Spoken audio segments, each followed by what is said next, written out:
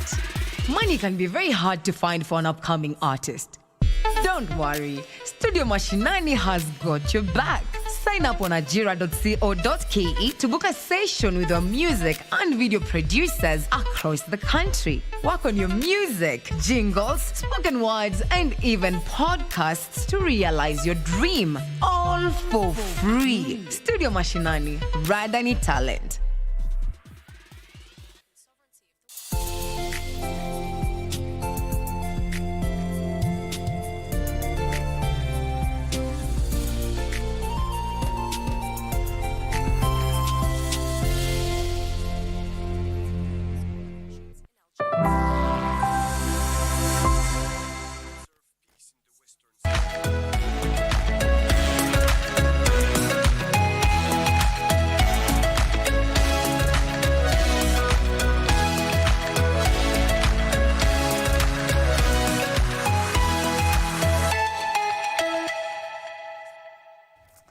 Good morning. You're watching Good Morning Kenya on KBC Channel 1. I'm Regina Manyara. We have so much in store for you in regard to what has been happening across board when you talk about politics, business, as well as sports, and what to look forward to in this new month.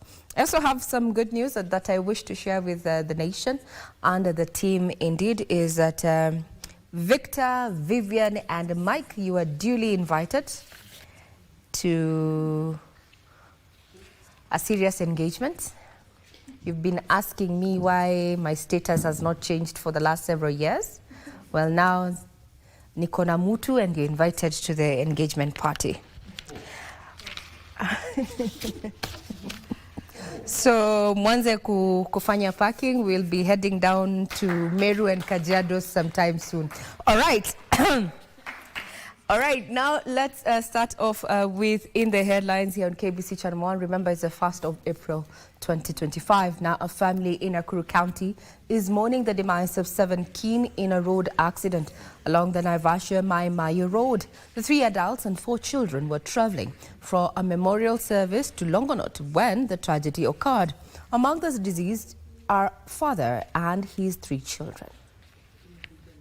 Road wreckage of the car that claimed 7 lives, all members of the same family, 3 brothers and 4 children perished. Mmoja wao alipoteza watoto wake watatu, so bibi yake ameachwa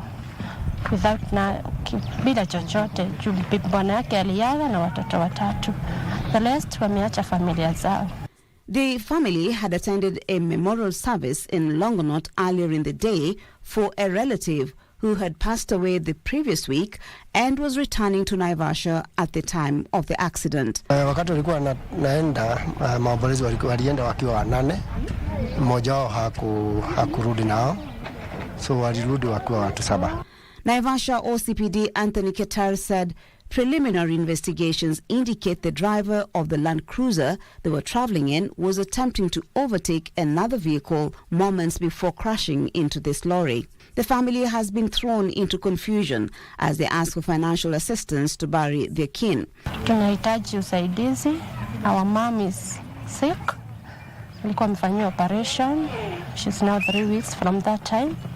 So we need well wishers to help us. Ketar has urged drivers to exercise caution, attributing many accidents to speeding and reckless overtaking. May the soul of the departed rest in peace. Now, President William Ruto has kicked off his 5-day tour of Mount Kenya. That was yesterday, 6 months since his last visit in August last year. The president will be visiting all 9 counties in the region, where he will commission, inspect and launch various projects ranging from roads, affordable housing, markets, last-mile electricity connectivity, water and irrigation. Here's Giverson Minor with more.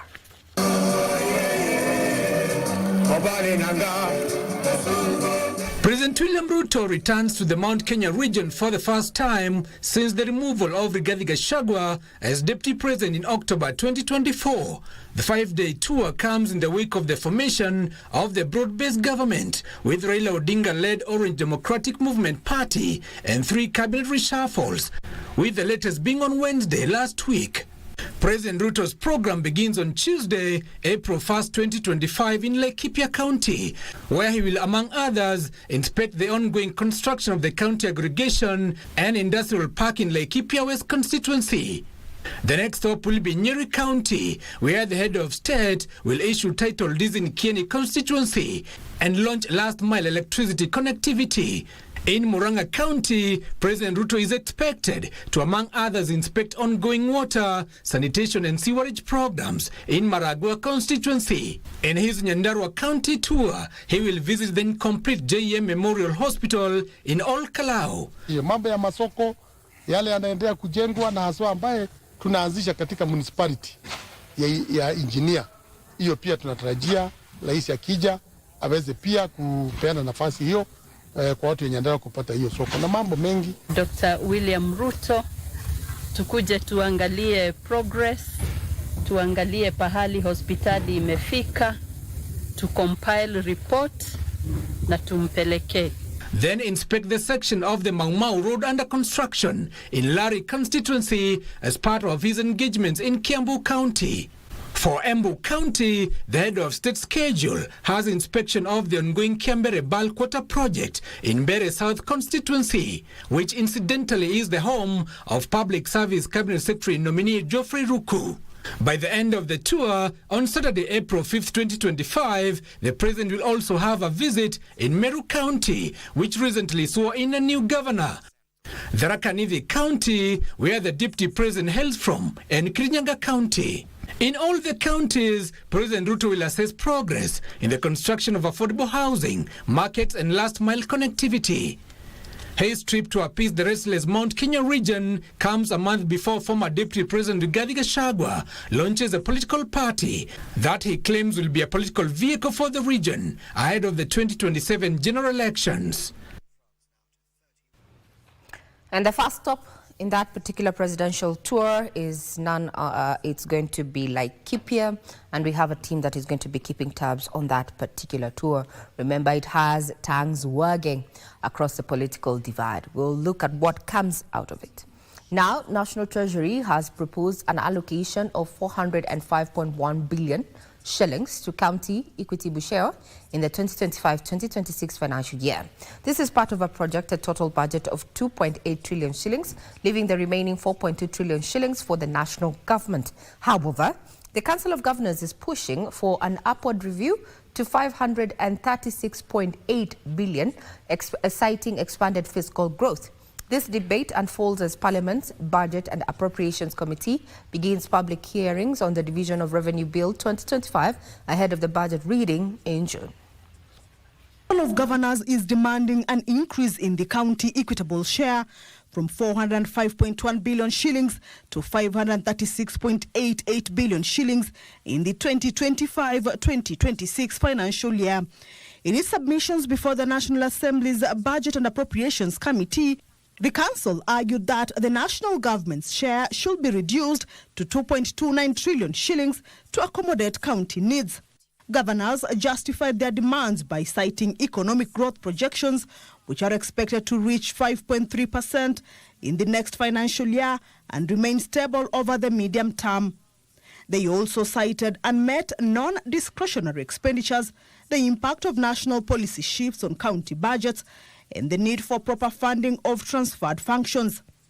On the other hand, National Treasury has defended its proposals on account of revenue collection challenges. In the first half of 2024-2025 financial year, ordinary revenue fell short by 91.9 billion shillings due to broad tax categories missing their targets. Treasury also points to mandatory expenditures and financing constraints stemming from limited access to domestic and international financial markets, among others. Meanwhile, the Commission on Revenue Allocation has proposed a slightly higher county equitable share of 417.4 billion shillings. Now, 6 county governments are on the spot for failing to appear before the Senate Public Accounts Committee to respond to queries raised in the 2023-2024 Auditor General's report. The county executives of Isiolo, Kiambu, Baringo, Marsabit, Nyamira and Kajiado did not honor the invitations of the Watchdog Committee amid allegations of misappropriation of funds as highlighted by the Auditor General. Kevin Mushira with the report. The Senate's County Public Accounts Committee considered the Auditor General's reports for the financial year 2023-2024 for the 47 counties, observing recurring audit queries including lack of updated asset register, delay and non-submission of documents to the Auditor General, as well as payments of salaries outside payroll database. Within the period of consideration of the reports, the Senate's Watchdog Committee invited all the 47 county executives and county assemblies to respond to the queries. County bosses from Isiolo, Kiambu, Baringo, Marsabit, Nyamira and Kajiado counties did not show up, hence putting themselves on the spot.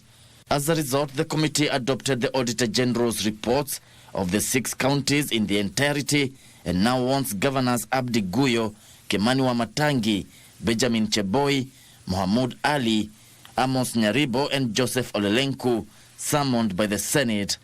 The committee also resolved to initiate a special inquiry into the governance arrangements within Nyamira County. This inquiry comes in the light of the ongoing challenges within the County Assembly of Nyamira.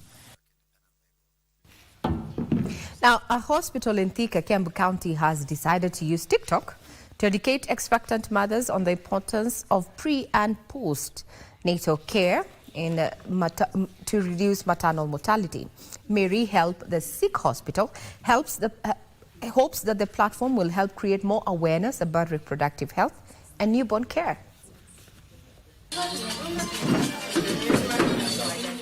At Mary Help the Sick Hospital in Thika, Kiambu County, the maternity wing is lively. Health workers are enlightening new mothers on maternal health and newborn care. However, after giving birth, some women do not bother to seek postnatal care. But this health facility has changed the narrative by extending this knowledge to women via social media.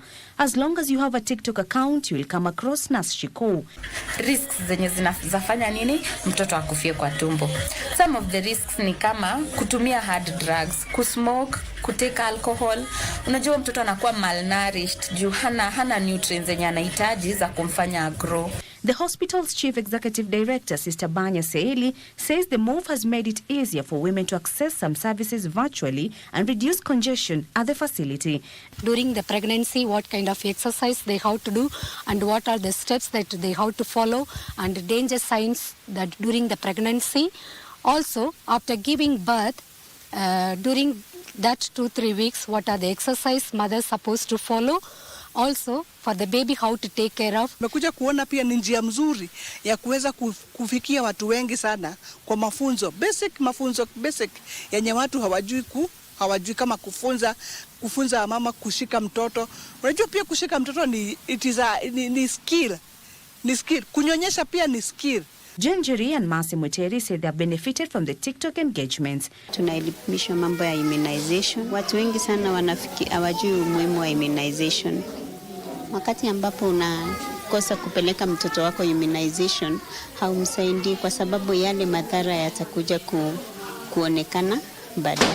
Whenever a woman comes in with her husband, they are given the first priority because of the respect that is accorded to the husband in whichever health facility that is there. Helping her to do some of the basic activities and basic chores around the house, and also taking care of the children. At the same time, the hospital is encouraging men to accompany their wives for prenatal and postnatal services, with a clarion call to other health facilities to embrace technology and promote maternal health.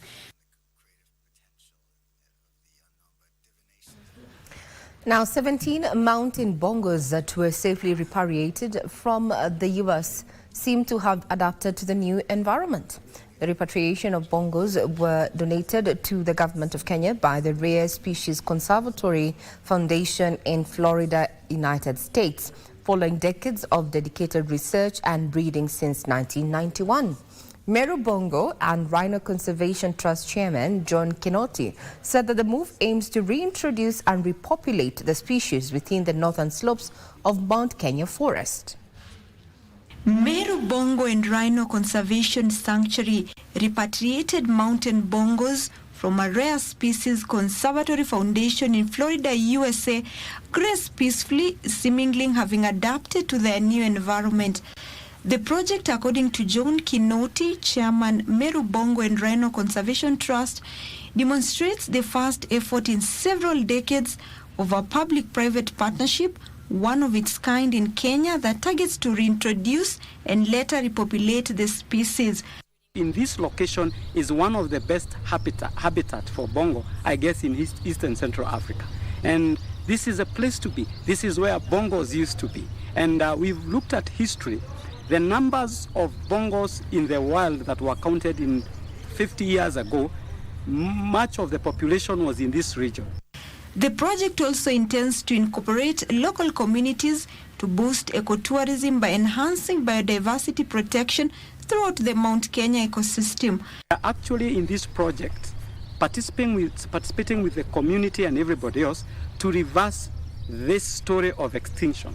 And we hope they settle in quickly and start to do what they do best, which is breed and produce more bongos, so that we can eventually, within the next few years, start to release animals onto the broader Mount Kenya ecosystem to re-establish a healthy population of mountain bongo here in Mount Kenya.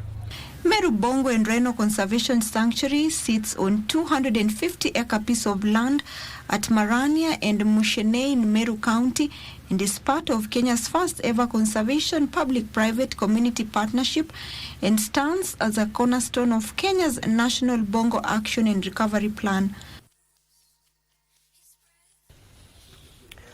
Now, a distressed family in Koruruma village in Teso North sub-county is appealing for financial assistance to help them transport back the remains of their daughter, who died 3 months ago in Saudi Arabia under unclear circumstances.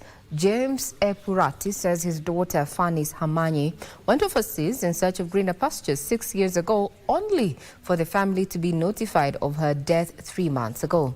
Details on this and other stories from our county's news roundup.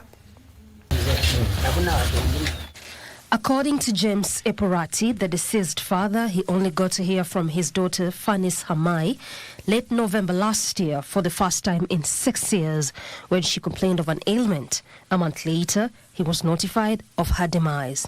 Epurati has now implored the government and well-wishers to help them raise 500,000 shillings to bring her daughter's remains back to Kenya. Kama serikali ya Kenya hii inaweza kunisaidia, inisaidie mimi ilete mtoto wangu, ili mimi mwenyewe nizike mtoto wangu.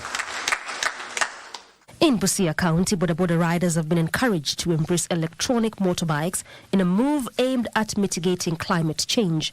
Ruben Omari, an electric engineer, says a fully charged battery enables the rider to travel up to 100 kilometers. Our bike does not emit any fumes, any smoke, so it's environmentally friendly. Elsewhere, artisanal and small-scale miners in Migori County have been urged to use protective gear to reduce the risk of contracting tuberculosis.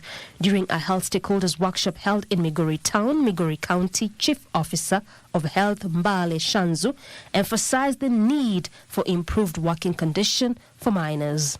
This is the only source of their livelihood, so they are looking for money. And because maybe they are lacking the equipment to use when they are doing the mining itself, then they tend to not to use any protective PPE. Even the environment itself may not be very conducive for them. In Kakamega County, a somber mood engulfed Ikoli village in Malava constituency following the murder of a 73-year-old man over an alleged land ownership dispute. The deceased daughter, Rose Iteti, says a gang of unknown assailants stormed their homestead at midnight and killed the old man. Kama watu wa Ikoli wanaweza chukua kitendo kama hii, waue babangu. Nimehuzunika sana. Mtu akikosa unampeleka sheria. Na baba alikuwa amekosea nini?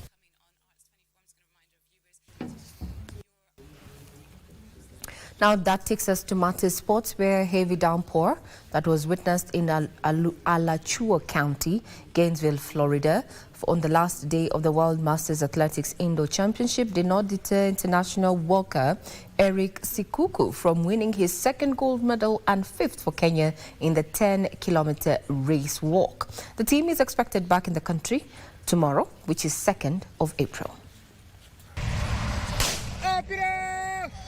Eric Sikuku won his second gold after clinching a gold on Friday by smashing the world record in the 3,000-meter race walk by winning the 10-kilometer road race walk. The 10-kilometer walk race was unique since they combined the age categories from M35 to 59.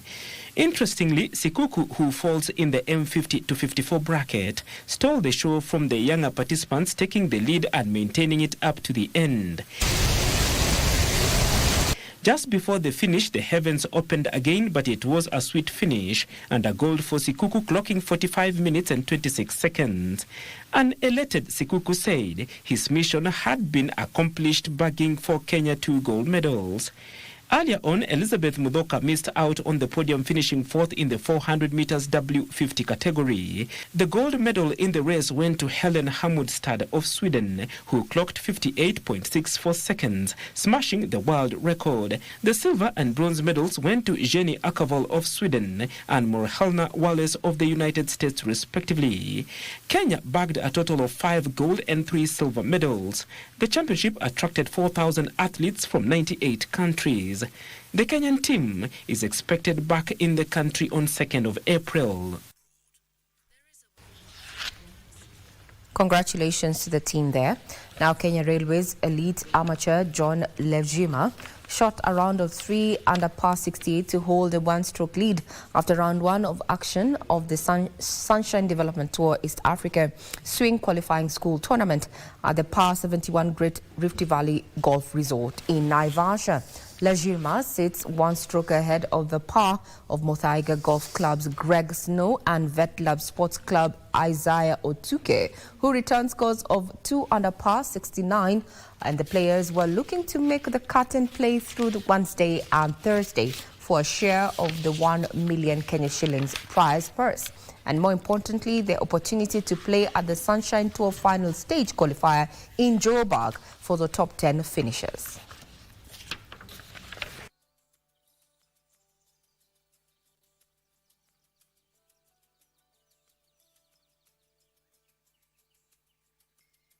That effectively puts matters of news to cap at this point at exactly a few minutes to 7. That is exactly 1 minute to 7, so you're up to date. Some of the developing stories, you're going to be keenly focusing on what is happening down in the mountain region as the president begins his tour, with the first stop being Laikipia. He's set to launch as well as inspect various projects across that particular region. But the first stop is Laikipia, and we have a team that is keeping tabs on the president movements. We're also going to be keenly watching what is going to be happening back here within the CBD as well as other counties across the country. Remember, we're in the budget making process. Governors, they're saying that they want the allocation that has been proposed at 405 billion up to around 536.8 billion shillings for the financial year 2025-2026. That and so much more, including tonight. We're going to be focusing on water and sanitation. In the last 2 years and a half, what has this particular department done to support better? That is a bottom-up transformation agenda. Tonight on the shift, we'll be having none other than Principal Secretary in charge of water and sanitation, Julius Korir. See you then. Till then, have a great day. Remember, it is 1st of April 2025, and it is April Fool's Day. Please do not be fooled. So thank you for the congratulations message, but yes, in due time. In due time. It was just one of those pranks of April Fools. But thank you very much. Thank you for monitoring my life and all that stuff. But hey, April Fool's Day, everybody. Have a good day ahead.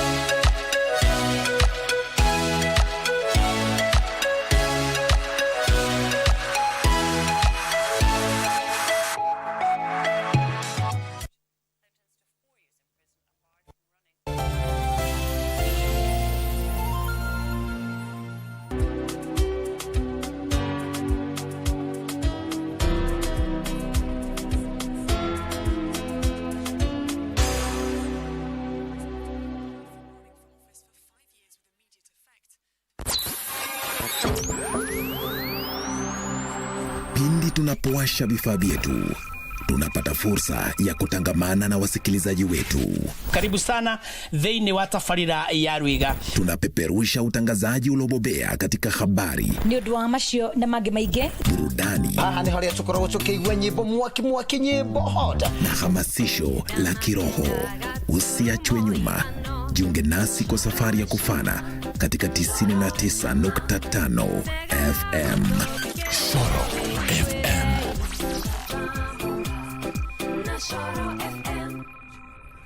Kenya is feeling the heat as water reserves shrink and taps run dry. The government has promised solutions: boreholes, dams, and improved infrastructure. But are these policies turning the tide on water scarcity and sanitation challenges? Join us this Tuesday at 9 p.m. on KBC Channel 1 as we wade into this conversation with the Principal Secretary for Water and Sanitation, Julius Korir. The Shift.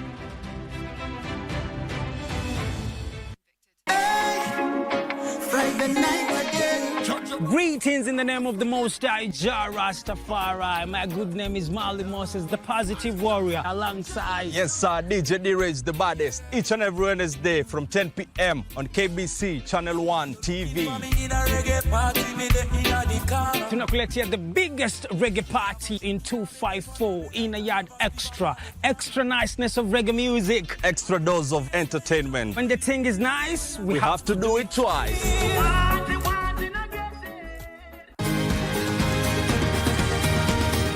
Wellness is important in our daily lives, so that instead of just surviving, we should be thriving. Ways to prevent a stroke or heart attack is for you to know what conditions you have. By regular checkup, people don't know they have hypertension, they don't know they have diabetes. I was pre-diabetic. I was afraid of getting lifestyle diseases because I come from a family that has lifestyle diseases. How do you know if your cough is due to a serious condition? We'll have some answers. Stay well and strive to make every day a healthy day.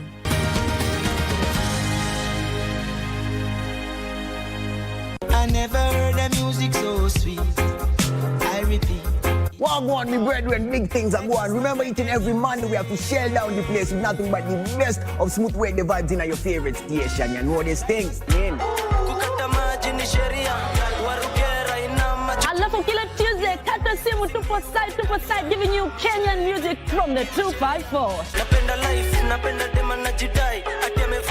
And of course, you can spice up your Wednesday by enjoying blazing hot hip-hop and R&B jams.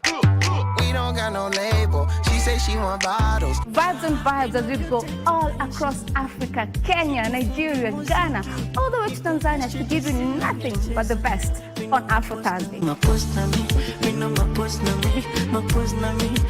Make sure you make a date with us each and every single Friday with me, DJ_Liza Diva, DJ Cold, and me, Wanjiko. This is Club One Extra.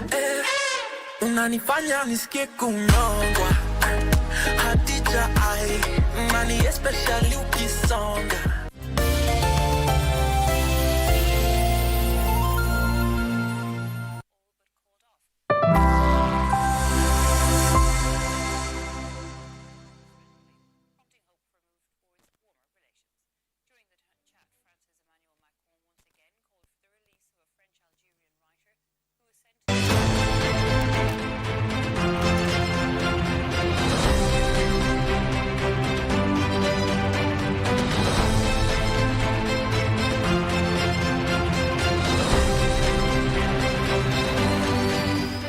After the 2013 general election, President Uhuru Kenyatta nominated 1965-born Phyllis Jepkoskei Kipkingor Kandie to be the Cabinet Secretary for Eastern African Affairs, Commerce and Tourism.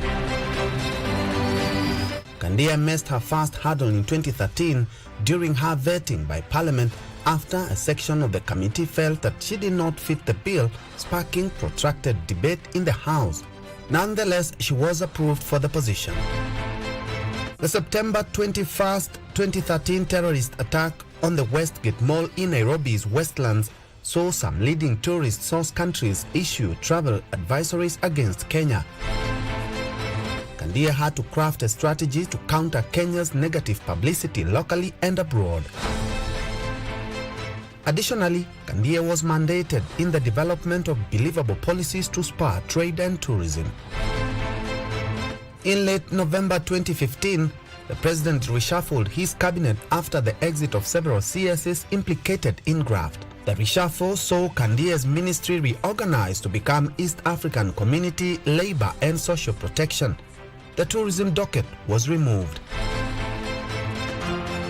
Under her leadership, the government initiated key policies in social protection, including the cash transfer program Inua Jamii by the Department of Labor, health insurance under the National Health Insurance Fund NHIF, and the Social Security Program by the National Social Security Fund NSSF.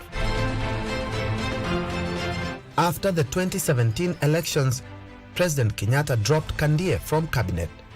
However, in January 2018, Phyllis Kandie was sent to Brussels as Kenya's High Commissioner to Belgium, Luxembourg, and the European Union. For the cabinet, I'm Ben Troy-Njue.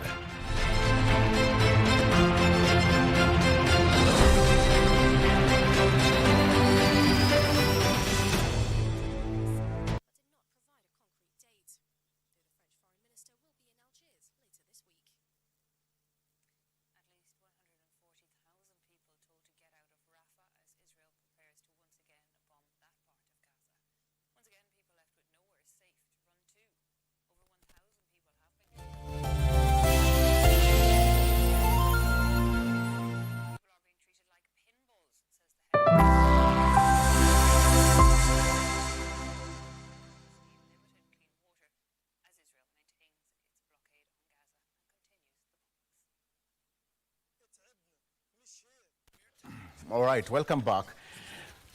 All right, so let's get into the discussion. It's now 9 minutes past 7 a.m. My name is Victor Lo. Welcome to the program, and Eid Mubarak to all brothers and sisters from the Muslim community. Thank you for that, and congratulations for going for the entire month of fasting and prayers. Okay, so let's take a look at what's on the political segment today. Of course, my guests are already in studio.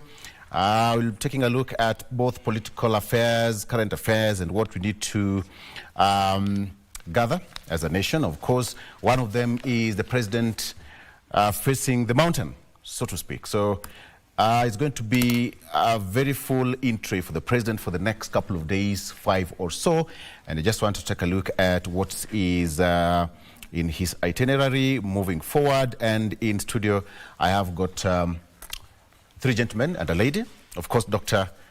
John Mukundi, who is a political analyst. He's also an expert in matters finance. Dr. Good morning. Good morning. Karibu sana. Asante sana. Good to see you.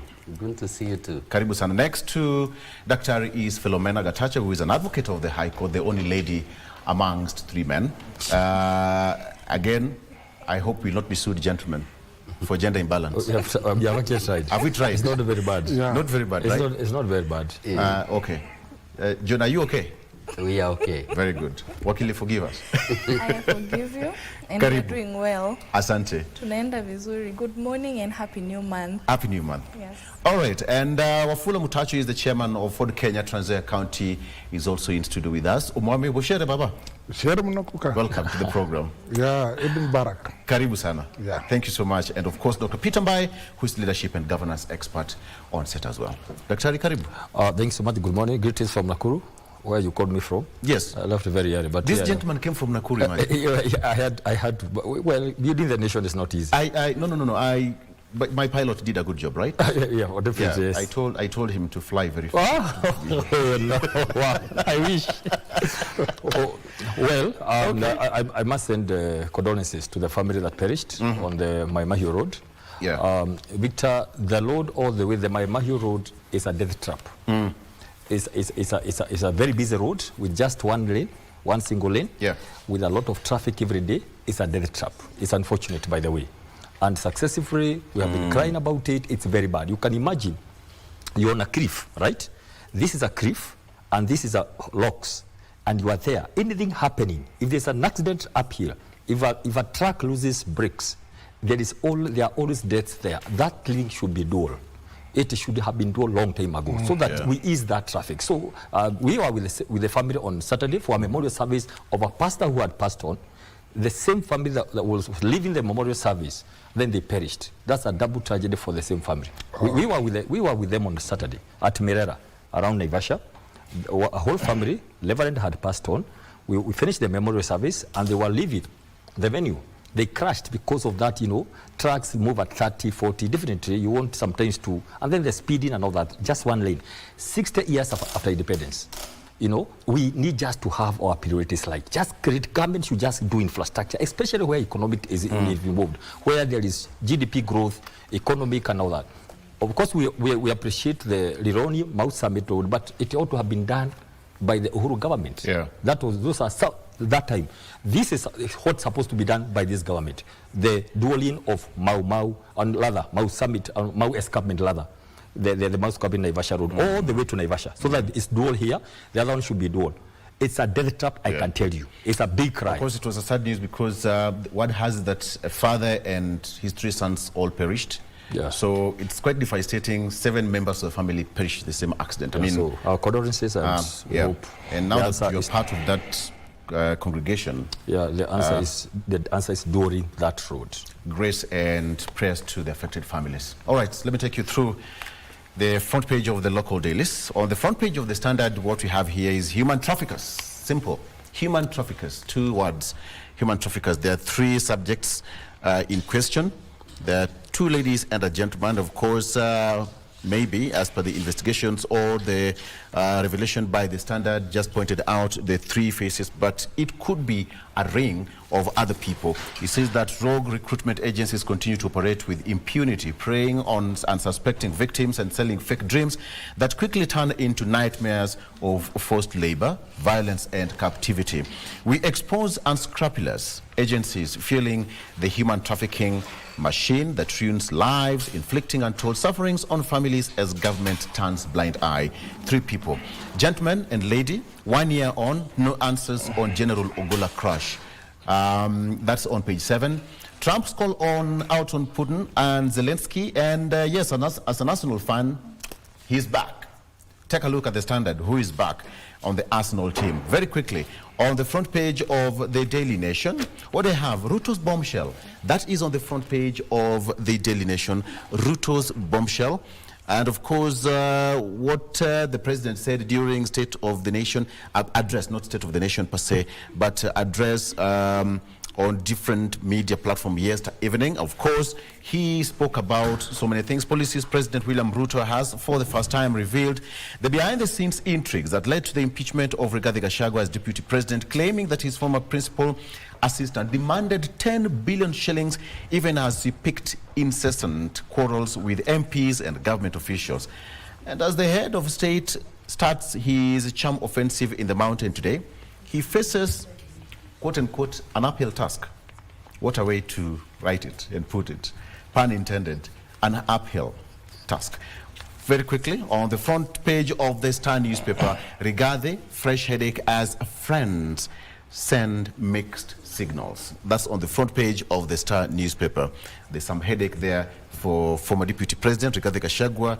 There is a word that there's some headache in his camp, and now it's hard to ignore the same. So that is what is here. 31 counties to lose 7.7 billion shillings in CRA plan. Who are the losers? Number 1, Nairobi, Nakuru, Turkana, Kakamega, Kilifi, Mandera, Kitui, Machakos, and finally Kisii. And who are the gainers? Garissa, Marsabit, Isiolo, Kajiado, Wajir, and Lamu. Of course, CRA, it's been a very big thorn in the flesh. We have got people who are good with mathematics and finance here. We'll take a look at that later on, what it means, of course. But for the sake of starting this show, let me start with you, the only lady in it. How has been your weekend so far? What has been some of the highlights? What can you pick? What did you pick of the weekend as we get into the new week? It was a very, excuse me, it was a very long weekend, very restful, but on the political arena, quite eventful. We were able, I'll start maybe with the most recent, which was last evening. Yeah. We tuned in and we listened to His Excellency the President address the nation on issues that he has been silent on, especially issues touching on the impeachment of his former deputy president. And we must admit that we were very, very eager to hear from his end, because the former deputy president has given us his side of the story for more than times without number. So it was very, very, very insightful for us to sit and listen and hear, so that now as Kenyans, having heard from both ends, we are able to deduce what is there to believe, what is there not to believe. And interestingly, it came at a time when now he's going back to the mountain. He has explained his visit to be a development agenda for the mountain. And I may be speaking maybe too soon, but I believe that it's going to be a very, very futile visit to the mountain, for the reasons that the presidency being a symbol of national unity, he's expected, allowed, and has the right to go to every corner of the country and to take developments there. And politics aside, the mountain region is definitely going to benefit a lot from this visit. So very, very excited for the week ahead. What do you think? What has been your key highlight as well? Yeah, just as our only lady has said. Yes. I think the key thing is about the president that addressed yesterday. And I believe that I was a little bit fascinated by his way in which he explained especially why they fell out with the former deputy president, with some mixed data and information, because earlier on we were told about certain figures. This other time we are told about other certain figures that he was demanding. Then also about the public service, former public service minister, the way he was also sacked. We were able to be told that why he was called incompetent could be is because he had said that he wouldn't be competent for the work, or he is not adequate for the work. So there are so many things that were said yesterday that I think we Kenyans who are not aware about. And could be beginning now, we will be able to scrutinize and we'll be able to see whether what was actually said is what really matters. And what was actually said is what is the truth, because every time you release information, we need to put it somewhere and test it. So I believe that is a place we are headed. Okay. Yeah. Wafula. Yes. Good morning once again. Morning. Your key highlight of the weekend as we start a new week, what stood out for you? It was about the Eid. Some friends called me to enjoy Eid with them. And while enjoying Eid, there was some nyama choma somewhere. Yeah, especially mbuzis. You know, I'm from those side of Kitengela. Yes. So a lot of mbuzis are there. So a friend called me to have a choma for mbuzis. While having choma, that's when we hear the claim of 10 billion from the mountainside. So it was so good for us to listen. So actually, the visit for the president to Mount Kenya, it can be a fruitful visit if the Mount Kenya people can receive the president in a positive way. You know, right now, after the impeachment of Rigiji, most of Mount Kenya people were actually waving away from the president's support.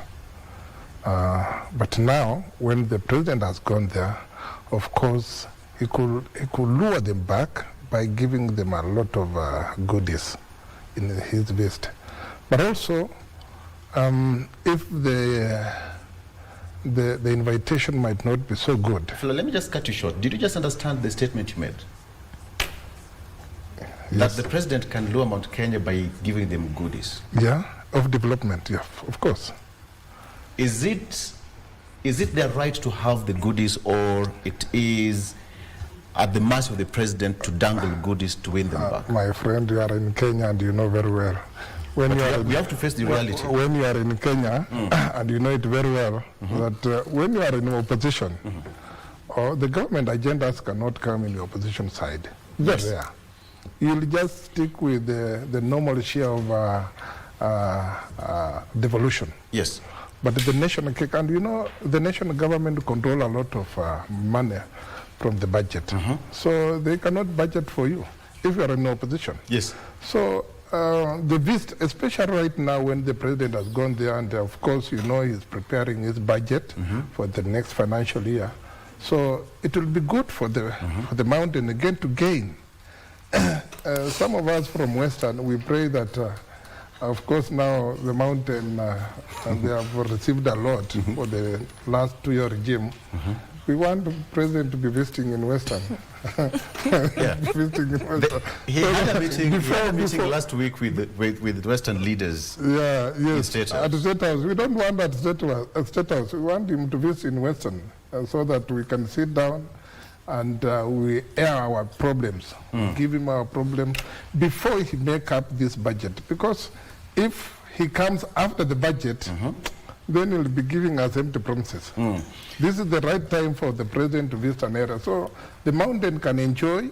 And also, I've had some Rift Valley members of mountain who reside in Rift Valley side, dismissing and requesting the former deputy president at least not to incite the community. Because these people who are living in Rift Valley side, they have gone through so many turmoils, especially during the campaign period, election period, and you know very well, 1992, 2007, so forth. So inciting the mountain people against the other group, it's not so good right now when the former deputy president is trying to do. So I've seen, and I believe the president's visit in the mountain will be fruitful for them. And I hope, I'm very keenly looking at reception at the mountain. Okay. Yeah. Great. Dr. Peter, you've heard what he said, but that was his key highlight. What is your highlight? Thank you. We'll start it we'll start it off with Saturday. Right. I was in Naivasha. I joined the People's Deputy President, the second Deputy President. I mean, well, the case is still in court, so this issue of former is neither here nor there. So we were in charge, and immediately we got to the service. We were surrounded by so many policemen, enough policemen, I can tell you, armed with everything, tear gas and all that. So they had instructions not that the Honorable Rigathi Gachagua will not speak at the stage where he wanted to go and address the people. And it was drama. Yeah. Finally, we were able to speak at the stage. Then we moved to Maimahio, where we found another contingent of police with tear gas. At least 2 tear gas, because I witnessed. At least 2 tear gas were thrown and they exploded when the DP arrived there. But what was surprising is that immediately that evening, Vic, a senior police commander drove all the way to Naivasha, and as we speak, all the policemen who had been deployed have been transferred. And they were told, we gave you everything to stop this. Can you confirm that? Because yes. It's in my position, I'm not able to confirm that. I'm just telling you what happened, because this is confirmed. So the question we ask therefore is, if you remember well, Vic, we were here with you in this country, and Rigathi Gachagua went around the country saying, this is a person, have you seen him? This is a guy. You know, it came out very well in that jargon. And so to imagine 2 years later, he is not allowed to address the same people in his region. Those are questions people have been asking themselves. So, is it unique? Very look, is it unique? The more things change. Is this something new? We live as Wafula said, we in this country. So Vic, that's the first question. Is it unique? This is something what Kenya is asking. But let me come to yesterday again. So I'll go just 2 points only. Number one, the 10 billion issue that everybody thinks is a shocker. It is not. Right. I've been around with so many panelists from that side, and it began with them. So it has been going around, the 10 billion issue. It has been around, so not for some time, that, he asked for 10 billion. Then, the first issue, 3 versions. 1, 6.5, another 8, another 5, it goes to 10. So that's the first issue. Number 2, is between the president and the former deputy president. There's no witness. So we don't know who is telling the truth. That's number 2. Number 3, we don't know the context. We don't know the context. But look at this way. What the Mountain people are saying, we don't know what happened between the two of you. Issues happen when people are in power. Any relationship have issues, right? You and I know, 2015 is 10 years ago, right? There was a very big lift. We know between the former president and the current deputy. And you remember there were some major changes in government. Yeah. But somehow the former president persevered, and because of the agreement that was there before. So my question is, but also when the president says it's not me, whose side? And like throwing the whole issue to the MPs. Remember, it's on record. Some MPs received the money. Senators received the money. Where did the money come from? So he can't run away from the fact that he sanctioned the impeachment. Let's not go there. You can't run away from the fact that he sanctioned the impeachment. Now, that aside, the issue of money, how the context and all that, because there's some things that happen with the money. Now, the issue of development, he mentioned something. He said, I wish the president can come back, because they are fearing there will be so many goodies. Let me tell you today, Vic, this is very important. I feel for this country. There is no such kind of development. Development does not happen in the midst of politics. That is some kind of adabakabla, some kind of hogwash thing. Development cannot work in a system where it is politicized. So everybody is thinking, because the president has gone to coast or to Mount Kenya, then we expect goodies. That is not development. Because he's there because the president has gone. Look at what one of the CS said yesterday. As we have been sent by the president to come and look at how far the projects are, we take the report back to, that is not the work of a CS. There is a whole team of government delivery services that should be able to be doing that every day, whether the president is going or not. You see, let's have a system and a structure. Government is government because there's a system. Now, the moment you tie all that, for me, development laying out of the window, all what we are saying is politics. Development follows some system, some procedure for people to realize you don't have to travel there to say, now that the president has come, we are going to get it. And because you've talked of system and structures and procedure, there's another procedure here that will take a break. We'll be right back. Stay with us.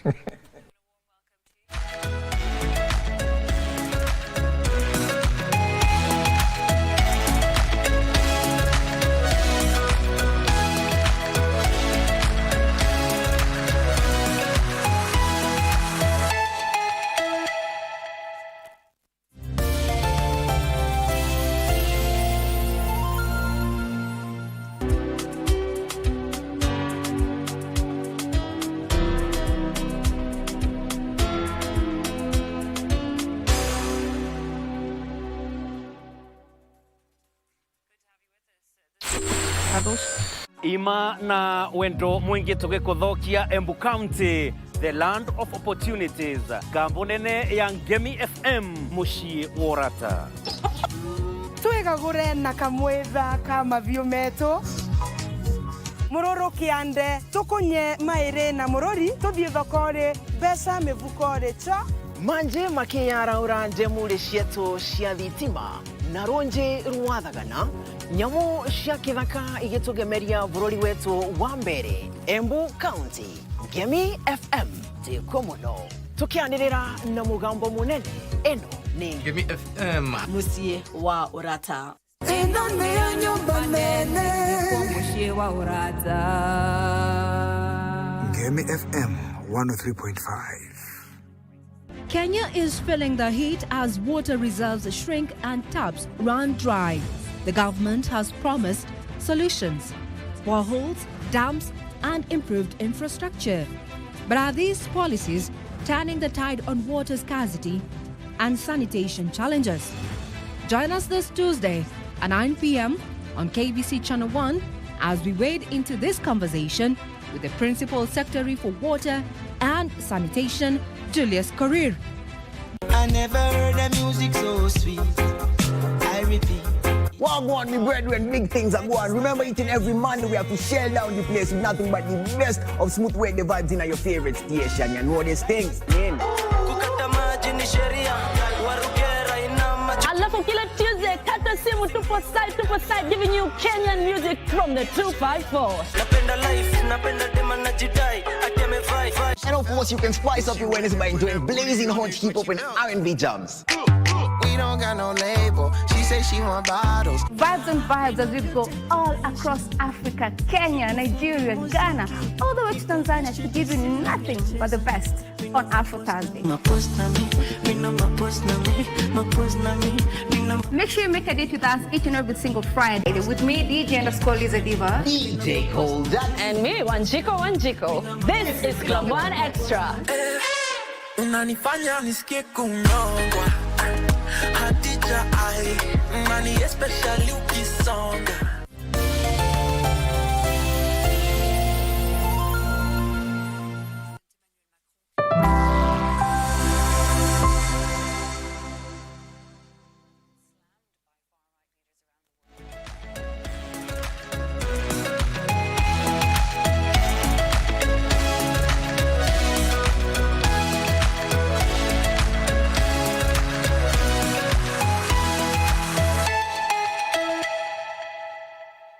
Yeah, so we are all good. All of us have a cup of coffee. We are that good. So it's going to be so hot and cold in the mountain. I mean, Nairobi, sir. Welcome to the program. Wafula, you said that western part of Kenya should actually get some development in as far as the president's visits are concerned. He's the president of the Republic of Kenya. What would other regions say? You know, let me first respond to my friend who say that, you know, every place requires development equally. Yes, no problem. But I want to remind him, during Moi's time, you remember the by-election of Kipipiri. I don't know whether you can remember the by-election of Kipipiri. President took there some transformer, electric posts, to connect people of Kipipiri with the electricity. But immediately after election, and his candidate failed, he withdrew those posts and the electricity was not there. That means what? It's not equal.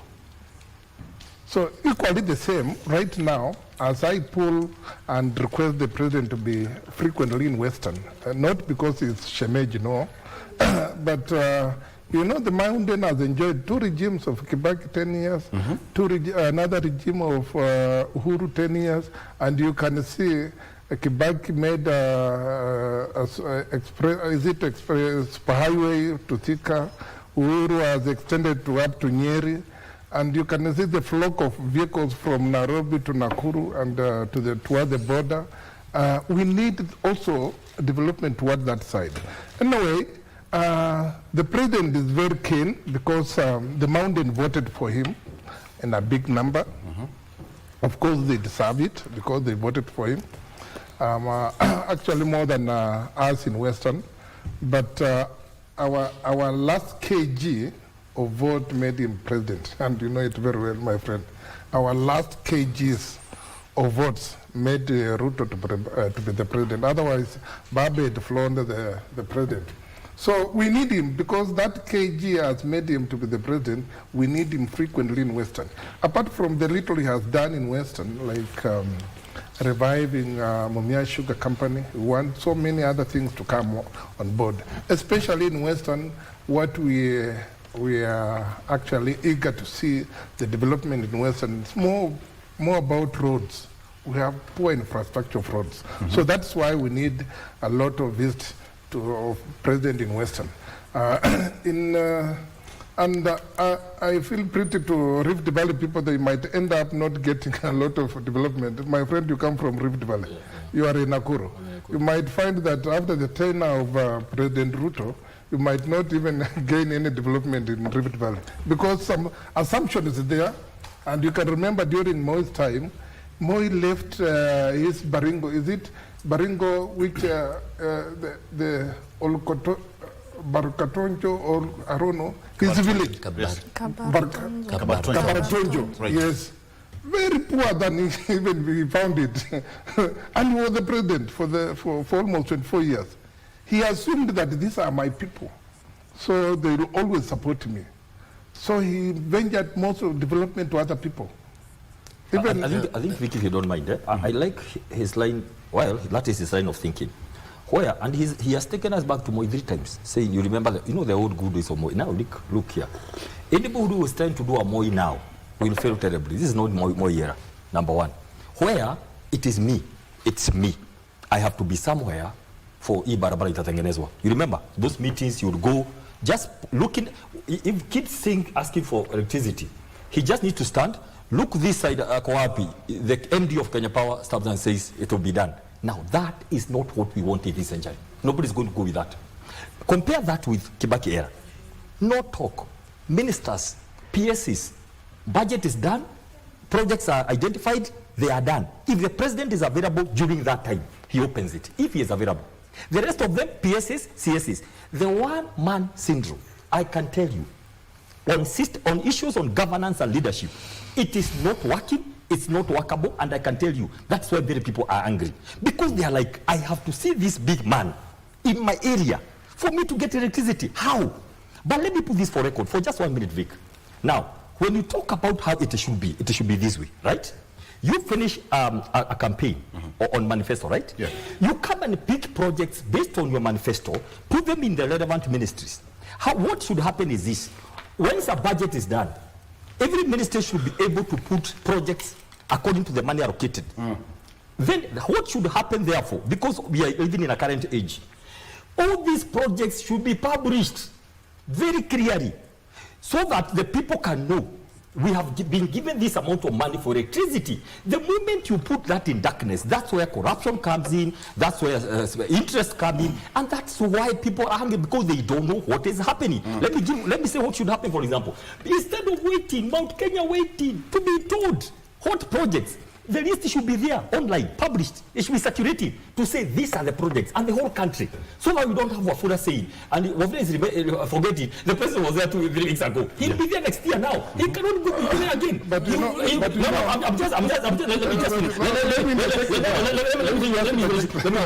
So what I'm saying, and then the president should be able to tell us, I'm going to launch which projects.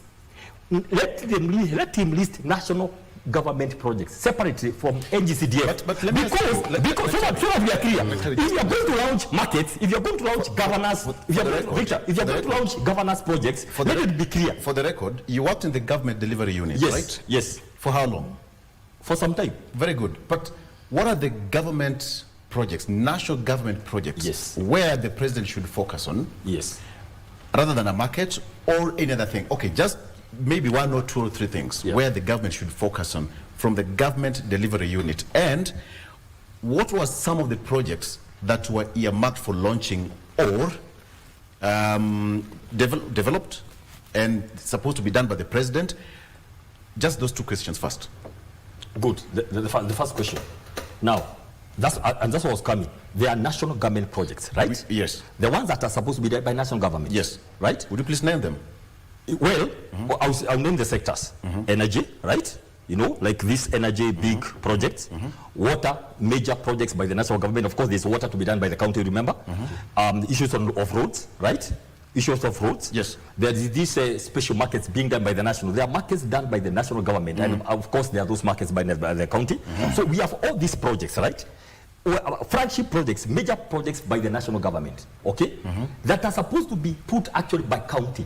Not just like that, by county. So Turkana should have their share there.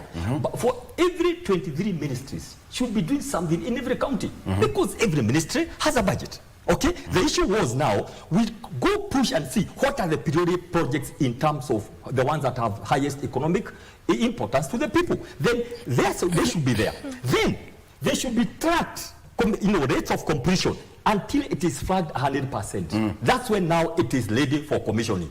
You don't go 10 times saying the same thing you are going to do. We are going to do, we did, and it's not being done. Okay. So you get my last point of view around me. It's very important. Now, therefore, when the president is going somewhere, I think this is very important.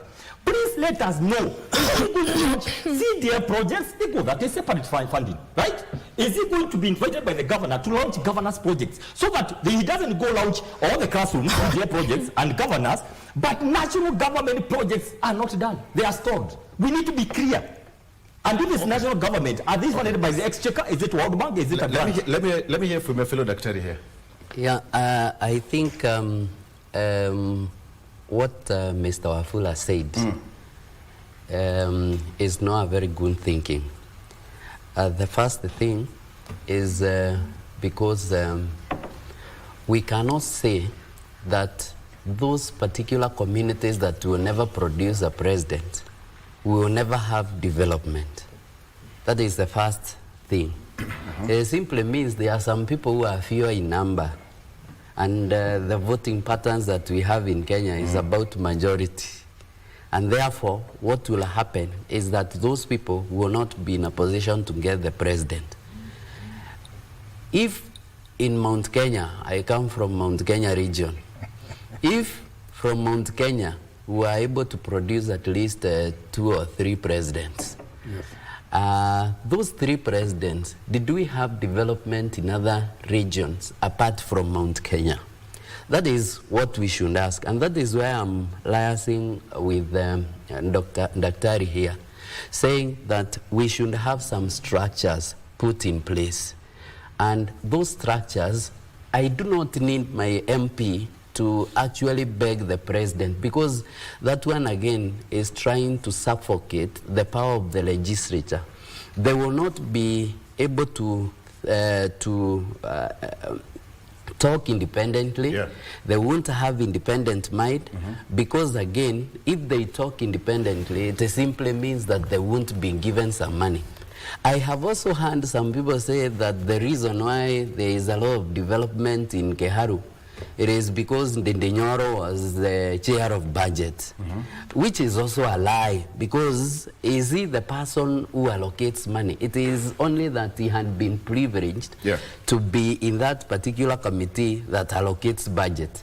And therefore, he allocated more to his area. No, he cannot allocate more to himself, because he is not the sole person who does the allocation. Actually, you were the chairman. Being the chairman does not give you power and privileges to allocate to yourself. You are not given the entire budget to share. You are in a committee, and that committee has a lot of people. And also that committee, whatever he allocates has to be passed by the parliament. And therefore, I totally believe... You saw what majority leader was also complaining, that he allocated a lot to his area. And also, let me just... Do we have anything? More to his... Who said that? The majority leader said that. It's the majority leader who claimed that Ndendenyoro allocated more. More to his area. People should not spoil people's names because they want to kick them out of government. It is immoral, it's unhygienic, it is bad manners. If you want somebody, let me want somebody out. Just let them be out. Look at Muturi, he is now incompetent, and he has been serving government. Victor, let me say this. My friend, President visiting some regions, it is a prerogative of the president to visit any area and get information right from there, the ground. Let people tell you that the president, we want this one to be done. What is the purpose of the NIS? No. NIS different functions. Unless you know the purpose of NIS. There is always public participation. No. The president doesn't need to go to be told that is wrong. If you don't want the president in your Mount Kenya, just tell us, we invite him there. We want Let me tell you, that is why you're saying what is the work of NSIS. NSIS has a different function to do for the president. That is true. But now the president has his own right to visit any area. And the request people have a kamkunchi. Ask people, your leaders, what do you want in this place? Yeah. What can we give priority? That is the best system the president is doing. Anyway, leadership comes with different styles of leadership. The way you said Kibaki was sitting down and he was doing his own things. Across not really across in Western, we didn't feel him so much anyway. We don't want to go there. The Kibaki is not there. That is your opinion. No, that is the time we lost Mumia Sugar, you know. We lost Mumia Sugar, and you know, you've been enjoying Mumia Sugar. Across the supermarket, you go to the supermarket, you pick Mumia Sugar. When Mumia Sugar was closed down long time ago, now you can ask, why am I getting Mumia Sugar in the supermarket, packed in Mumia Sugar packets? These are the problems. But now, we think after that length leadership of Kibaki and Uhuru, now Mumias is back. Okay. Now you can go and enjoy. But now, the president visiting the region, like now he has gone to Mount Kenya, of course he will be having some kamkunchi with the leaders from that area. And we will be asking the leaders, what do you think, what in the next financial, you know, this is the right time for president to visit any region, because it's now planning for the budget, next financial budget. Now, when he visited there, at least you can put your inputs in the next financial budget, and it will be done. Otherwise, giving out promises without putting input in the financial budget, it will be just a rhetoric, my friend. Okay, what do you make of this? You've been drowned by the three gentlemen, which is yes, all right. Yes, I'm definitely learning a lot from them, as in silence. So first of all, about the question of leaders who are actually performing in the dockets, I mean the positions they've been given, there is a lot that is left to actually admire from the leaders from the Murang'a County or the Murang'a area of the country. If you look at their governor, he's doing a lot in the health sector, for instance. If you look at Dindinyoro, the kind of development that he has taken there, especially in their schools. And if you asked a question about what are some of the sectors that should be focused on in the event that I was to be asked, when you go to the Mount Kenya region, because maybe that is where I'm from, maybe that's what I'll talk about, the question of food security. It's very important, and it also controls a lot in the country. Where we've seen the issue of the fertilizers, what it has done actually to the production of food and food security, and what it has actually translated to income into the country. If you look at the question of school, I believe that we should invest very heavily on these young children that are growing, because we want to be able to mitigate the kind of problem we have right now with the younger generation, that is the Gen Zs. So I would rather that the government will heavily invest and in those kinds of projects, schools, food security, the questions of markets, because right now the president said that he had a lot of projects that he wanted to initially do. Unfortunately, like it was said very much at the beginning of their term, they found the coffers very empty. Yesterday, he gave an undertaking and a promise that now he has stabilized the economy. He talked about a foreign reserve of about almost $10 billion. He talked about our non-default status with the foreign loans. Now what we want to see is money in Wanjiko's pocket. That is the thing that we actually want to see. So, because the Kenyan will not understand the drop in inflation if we are still buying sugar at a particular price, unga, fueling our cars at a certain amount. We want to see generally the quality of life improving by saving some money in our pockets. So I believe that there will be a very, very, very successful visit in the Mount Kenya region. For the reasons that the people will actually welcome him. The people will welcome the president. They are happily, very warmly going to welcome him, and not because the former deputy president has told them to go out and listen to lies and receive the goodies and all that. But because they have actually made the choice, they made the choice to vote for him, and they will make the choice to go and listen and ask him, you made us this promise, why haven't we seen anything happen? Yeah. You told us you will bring us this, why haven't you brought us these developments? And what I know is that there is a very huge part of Mount Kenya who actually do not take the position that the former deputy president takes, because they are free thinkers. If we go back to the election of 2022, our former president Uhuru Kenyatta had served for 2 terms. Those are 10 years. But even having served for two terms, he was not able to tell the people of Mount Kenya, vote in this particular way. They are free thinkers. The people of the mountain are free thinkers, and they will make the decision that they know needs to be made. I heard in a local interview, the former deputy president said that he has written a will, and the will is going to dictate how the people of Mount Kenya will vote for the next 50 years. And I don't think I have heard something more absurd than that, because he cannot. Even today, if he tells the people of Mount Kenya not to come out, so that the president has no one to address and is thoroughly intimidated and embarrassed, no one will listen to him. Probably a few, but people will come out, because the people of the Mount Kenya region, like every other Kenyan, are woke, are alert, and they understand their rights. Even when there's a lot of political play, they understand what ought to be done. They know the developments they're entitled to, and they will put the leaders that are actually involved to task. Because you're still on, I want this question to all of you. How important is this visit then? It is very important. Remember, he's visited most parts of the country. Yes. He's been to Nyanza several times, he's been to Western. The other day he was in northern part of Kenya. So how important is this Mount Kenya visit? In an overview, one, he wants to show that he's a symbol of unity and wants to unite the country. Secondly, it is also a test, a litmus test, to what might actually happen come 2027. He also wants to test if the mountain is as hostile as has been said.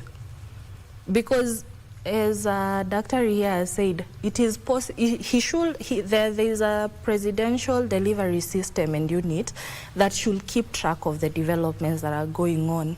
But until recently, a few were actually sent to be able to report back to him what has been done, what has gone on, and all that. But it is going to be very significant for him in terms of neutralizing the political temperatures in the country. I've seen in the past, like a few days, several leaders come out and talk about the statements that were made by the KDF, especially on this slogan, which I don't know if I'm allowed to say here or if I'll get in trouble. It's in the public domain. Yes, the Ruto must go slogan.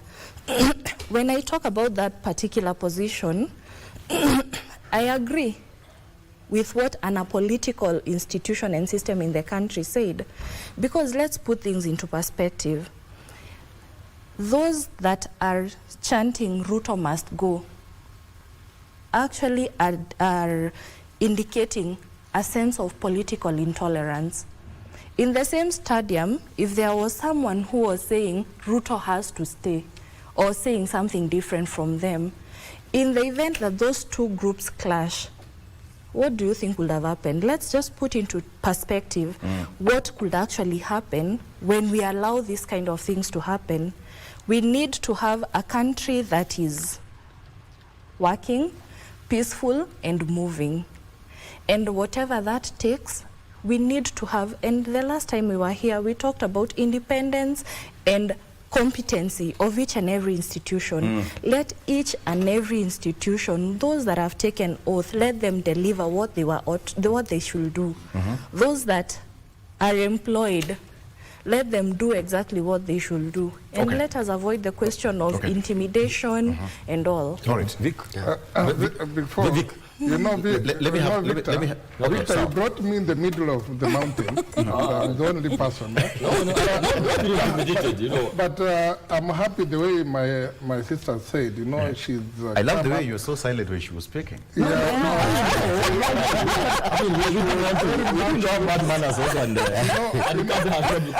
she was very much... We are just men. We are gentlemen, right? Yeah, very kind gentlemen. This side than this side. My friend down there. But anyway... As you also respond to that, because she's given her own version how important the visit is. Yes. Would you also respond to that, even as you are to... Before I respond on that, yes. I just want to echo what she has said that on that slogan whereby people are chanting Ruto must go. And the CDF actually gave a note that this is a bad behavior and we might not allow it. And immediately, the former deputy president actually attacked the CDF. But it is the right of CDF to give that note for the people of this country, because by the end of the day, we hold him responsible in case of anything goes wrong with the turmoil in this country. So it was right for CDF to give that note. And I don't see what he said wrong, because he said that there is a proper channel to remove There's a constitutional Yes, channel. there is a constitutional way of removing the president. But you cannot just come up in the street and say you must go. No. How do you balance that with freedom of speech and but you know, also democracy? Publicly, and it is a mass, shouting that you must go, and then you have another group and saying the way you said that the Ruto must stay.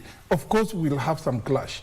And you know, the candle to burn, it starts from somewhere small. But I think the point, they've already point. Yes, so coming in to caution that, to me, CTF was very right. For me, Vic, if you don't mind.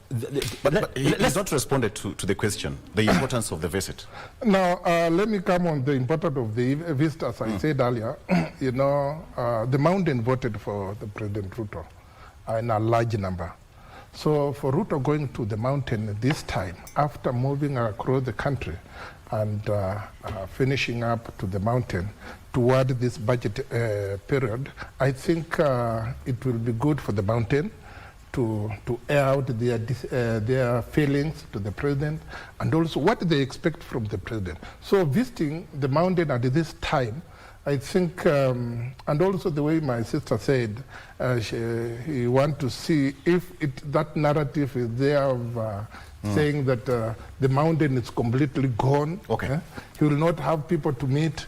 Now the president has gone there at least to see whether the invitation will be okay or not. So the visit to the mountain and also inspecting the project that the government has done. You know, the government cannot come up with a project without consultation from the people. You see, Victor. So going there, like the Mbere Dam, like this, there is a road, the Mau Mau Road, this project that is going on, inspecting those projects, it's okay. And I can see that road is going on. I'm a consultant to that road, and I see that road is moving on. So going there to inspect, I think that is the government projects that is trying to inspect. And I think it is already is in order. It is in order for the president to go and inspect such projects. So the visit is, I think, to me, I think it's okay. It's 8 sharp. You can imagine how time flies. We take a break, a quick one, Doctor, then we come back. We'll still have more time to digest on what's happening. All right, so let's take a break. We'll be right back with more Facing Mount Kenya. That's what we're doing today. Stay with us.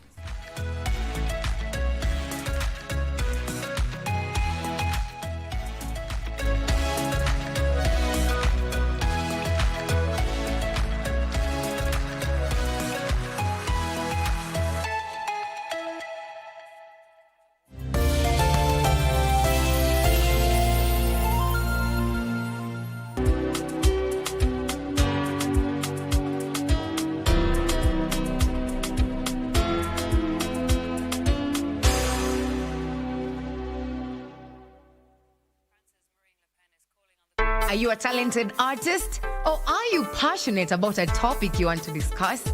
But money can be very hard to find for an upcoming artist.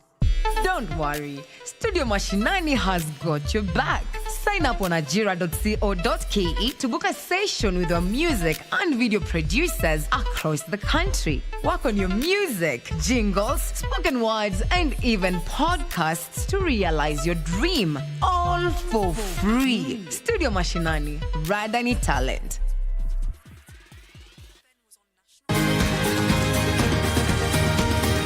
Wellness is important in our daily lives, so that instead of just surviving, we should be thriving. Ways to prevent a stroke or heart attack is for you to know what conditions you have by regular checkup. People don't know they have hypertension. They don't know they have diabetes. I was pre-diabetic. I was afraid of getting lifestyle diseases because I come from a family that has lifestyle diseases. How do you know if your cough is due to a serious condition? We'll have some answers. Stay well and strive to make every day a healthy day.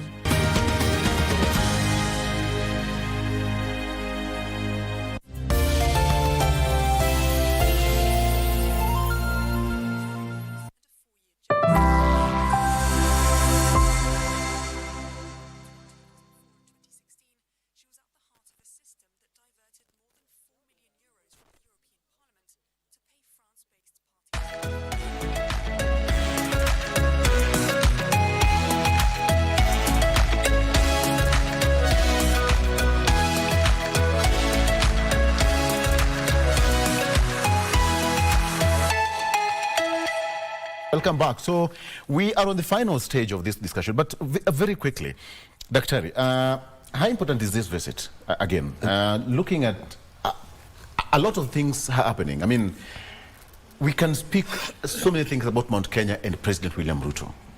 Thank you very much. A lot. Yes. One, how important is this visit? For the president, he has gone to other parts. For him, he had to go to the mountain for various reasons. One, to show that you are not running away. You're also part of this country, and I have to come to start my authority. Now, the members of parliament who had met him had told him, why don't you postpone this? We first finish a few projects, because there are many projects which are stored and all that. Then he said, no, I have to go. Then he said, if you have to come, why don't we have delegations at Sagana State Road? Then you don't go and embarrass ourselves. But he said, no, I'll go.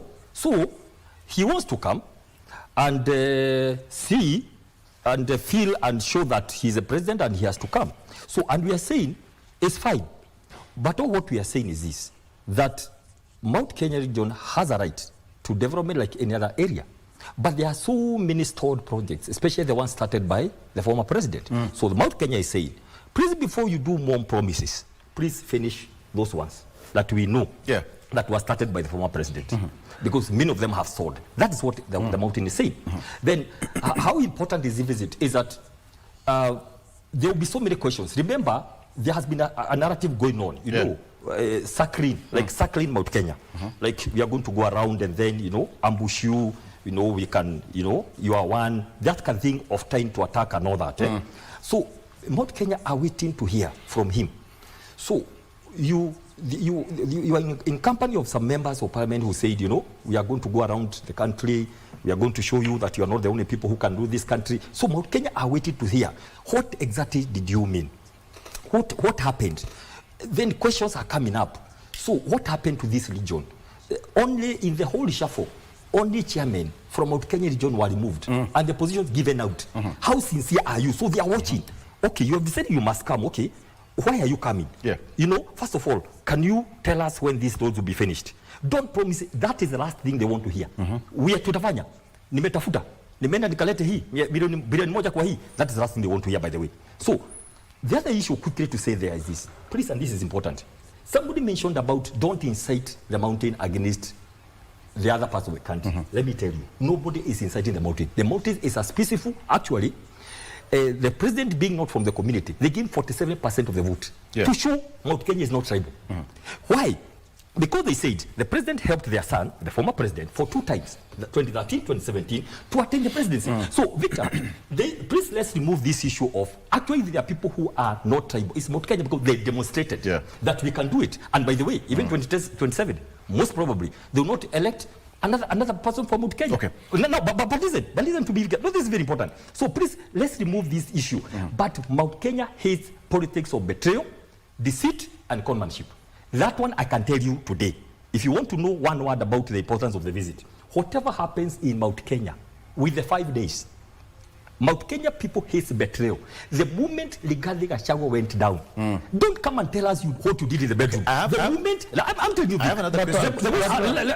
Let me the question.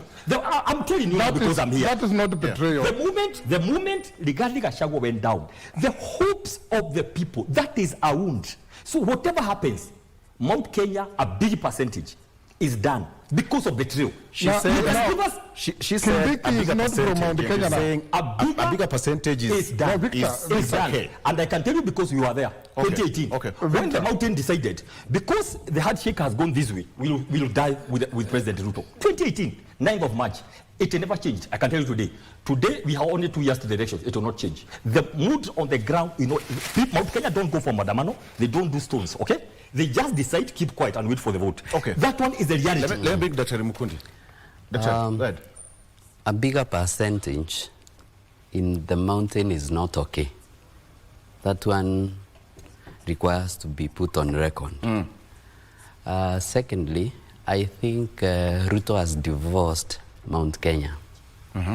He decided to do away with Mount Kenya. Okay. So his visit to the mountain, it is just to test the waters. So that's why it's important.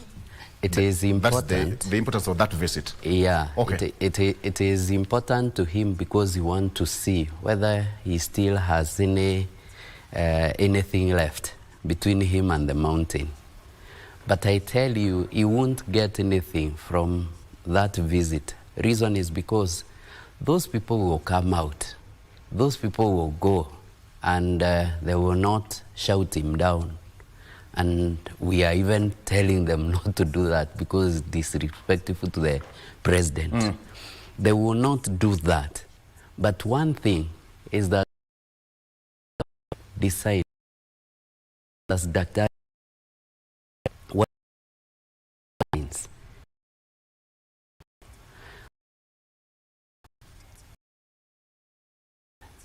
It will still 2020 change.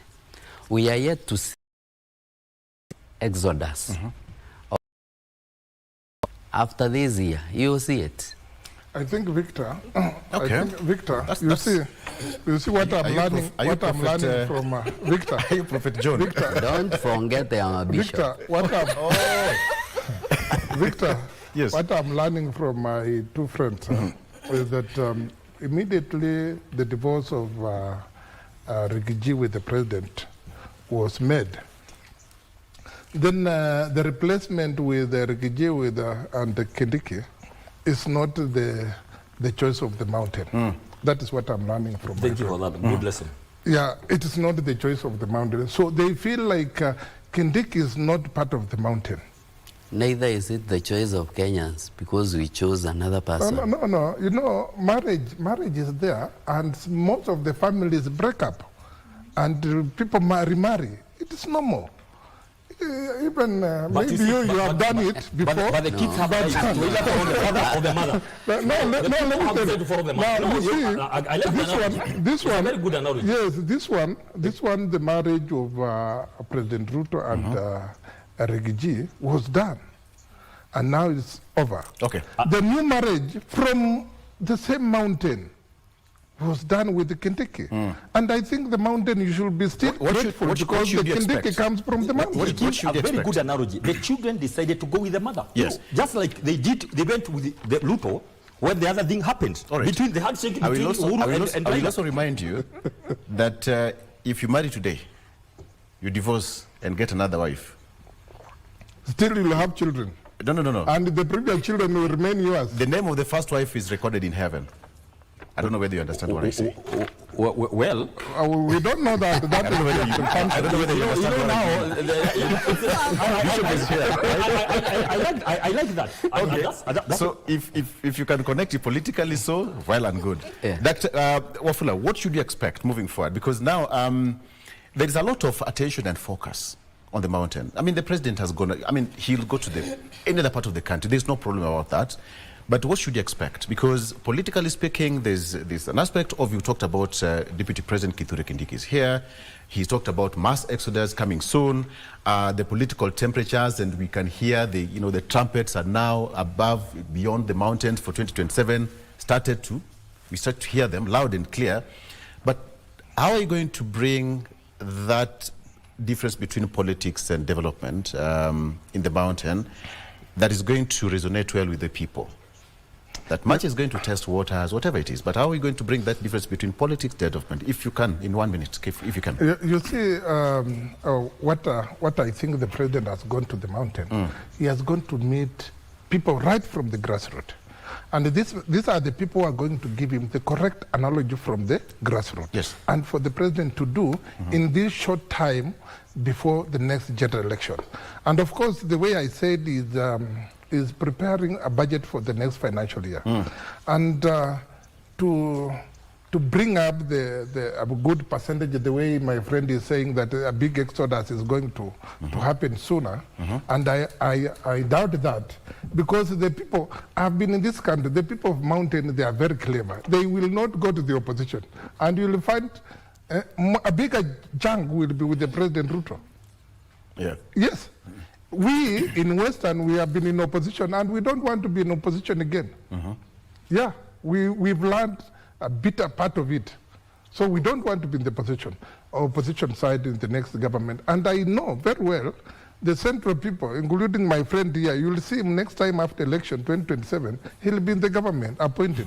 Western people have always voted for opposition. We have never voted for government. Since 1982. What should you expect? What should you expect? This was what should happen. Nothing much. The 12 will come. It will go. Things will remain normal below. For what we are praying, please, we don't want fights. We don't want young people being set against their own people. Yeah. Correct. I want to repeat that again. That one is good. There's no way a Kasarani person can go rob a Kasarani person. That is somebody taken from another place. That's what we saw in Nairobi. That people are taken from another part of Nairobi to go to another. That's why they harass the people there. We don't want, please. The president wants to come and see the people. Let him come to Kagio Market. Let him go to whatever part he's going and stand in the market the way he used to stand. Let people come naturally to see him or cheer him, if that's what is going to happen. But carrying people around, misusing our young people, getting 1,000 young people and ask them to carry 3 people so that that's 4,000 a crowd to move around with, and then bloodshed and then stealing people's things, we don't want that kind of a thing. If it's a genuine trip, let it be very natural. Not in that kind of thing. I want to say this in passing, please. The Honorable Rigathi Gachagua didn't light a will to dictate. He wrote his feelings, and before you know the contents, you can't condemn it because you don't know what it is there. He knows something. So him saying, this is what I think, because if he has, he is being attacked. Yeah. Anything can happen. I mean, he's being harassed. Tear gas is thrown anywhere. But and speaking of which, because I didn't mention that, please let me just say in a nutshell, Victor, Ruto must go is so dangerous statement, whereas it was okay being said by the people. The fact that military doesn't just speak. You never hear military just saying something like that. It is so dangerous, the fact that they spoke. There could be something.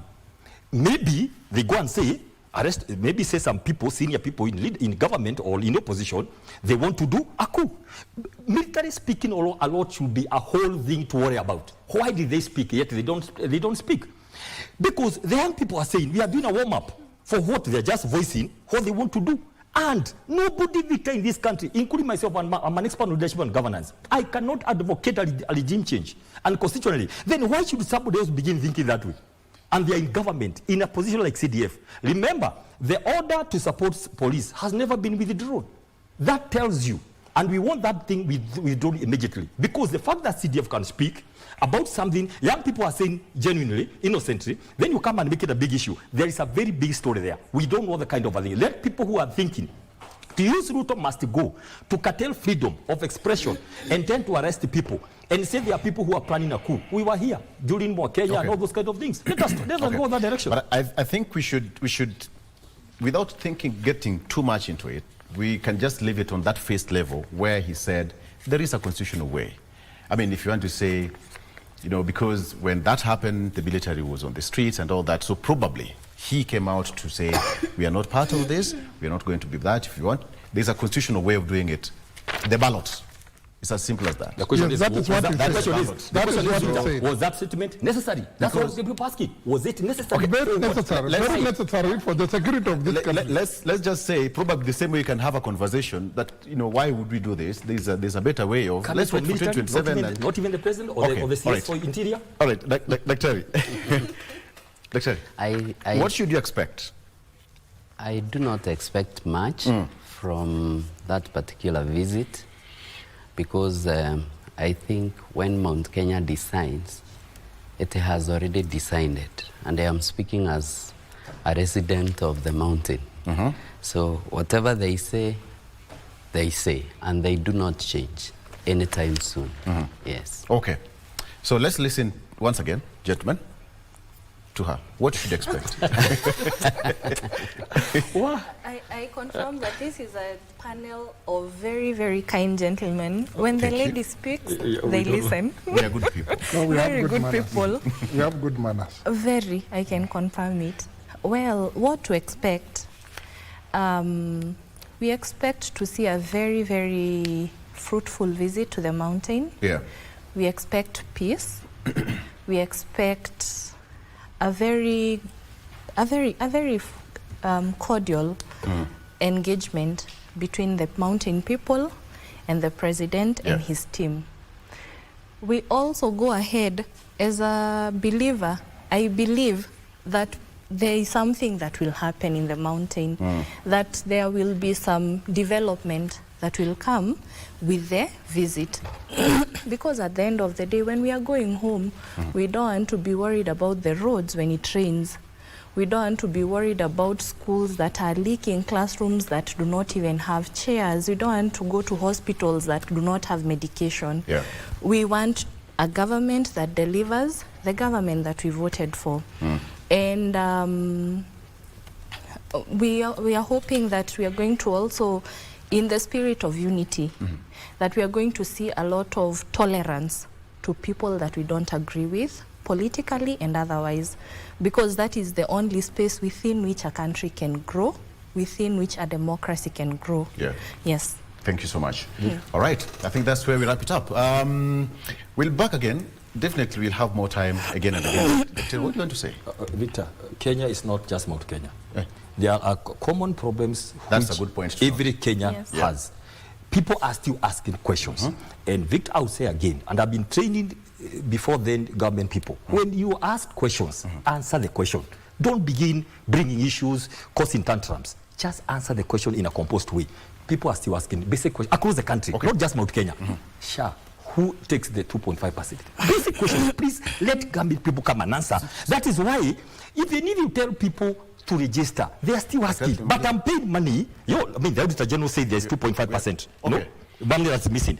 People asking questions about university education model. People asking questions. I know that. He's Dr. Peter Mbai. Evolution. Leadership and governance expert. I know that. The eating is a pudding. Ask people how much money is in their pockets. Thank you so much for joining us, Dr. Thank you. Of course, Wafula Mutacho for Kenya. You know, when we start, I know where you're headed. Kenya is bigger than Mount Kenya. I know exactly. There are common problems with everyone. True. It should concern all of us. For the Kenya chair, Trans Nzoia County, the only lady in the middle, Philomena Gatacha, who is an advocate of the High Court. I must say that we are good people. Again, we are good people. And of course, again, Dr. Mukundi John, also political analyst. He's also an economic expert. Thank you so much. Gentlemen, today is my last day to be with you on this set. It's been good having you. Yeah, April Fool's Day. Thank you. For watching. Good morning, Malvedi Vivitolo. Have a good morning. Bye-bye.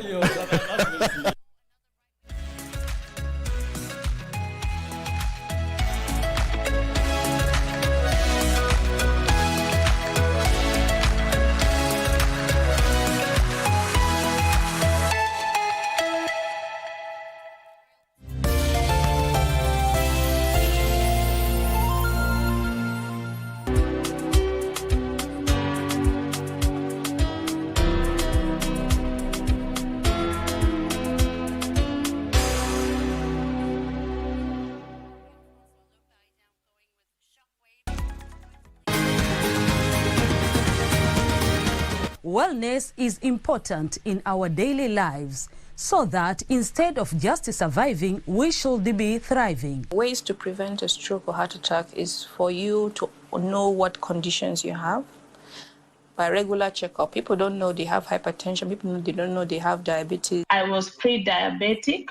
I was afraid of getting lifestyle diseases because I come from a family that has lifestyle diseases. How do you know if your cough is due to a serious condition? We'll have some answers.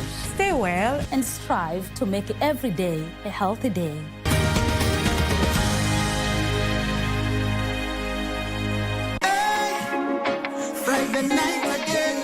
Greetings in the name of the Most High Jah Rastafari. My good name is Marley Moses, the positive warrior, alongside... Yes, sir, DJ D-Rage, the baddest. Each and every Wednesday from 10 p.m. on KBC Channel 1 TV.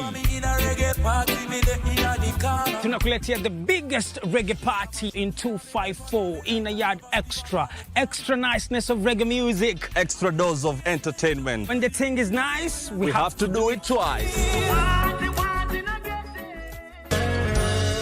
My talents are that I am good in all sports. I discovered that I'm good in swimming when in my former school I participated in its swimming gala.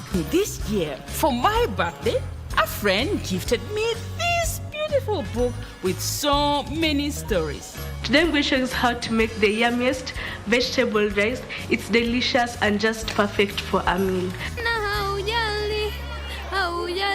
Teknolojia kweli ni sadaka toka kwako. I just want to say thank you for the way you love me. I want to say thank you for the way you love me. Wiki hii kwenye mkulima, watu wengi hususia kilimo kwa sababu ya uchafu, kuchoka na kubeba mizigo migumu shambani.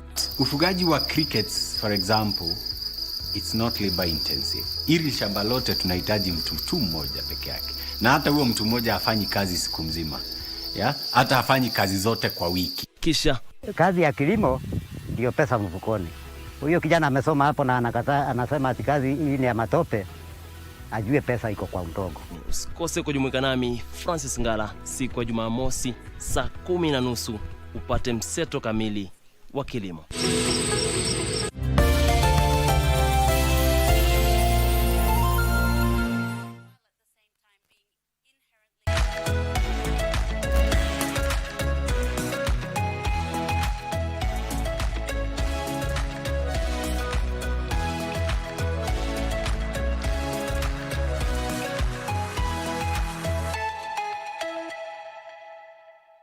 Thank you for staying with us. Now from politics of the mountain, we shift to matters education. We are talking about transforming education in Kenya. Given that education is one of the 2030 development agenda, that is SDG 4, which calls for quality education for all. And that forms the premise of our conversation today. And in studio, I'm joined by Rachel Wanjiru, who is the head of training and leadership development at Teach for Kenya. Welcome to the program. Thank you. And also Joachim Omolo Okeyo, who is the Monitoring, Evaluation, Research and Learning Lead at Teach for Kenya. Welcome to the program. Thank you. Now, let's get into it. And transforming education in Kenya, and one of the things that we have to focus on is foundational learning. Let me start with you, Rachel. Why is foundational learning important today? It's a key competence that every child who is going to school should have. Because when we are talking of FLN, we are talking about foundational literacy and numeracy. And for us to be able to read, to be able to write, so these skills have to be inculcated in the children. And that's why it's important that the focus is, or the interventions are made available to the children at the early stages of learning. And I know in Kenya we are talking of PP1, that's in the ECD sector, but also in primary from grade 1 to 3.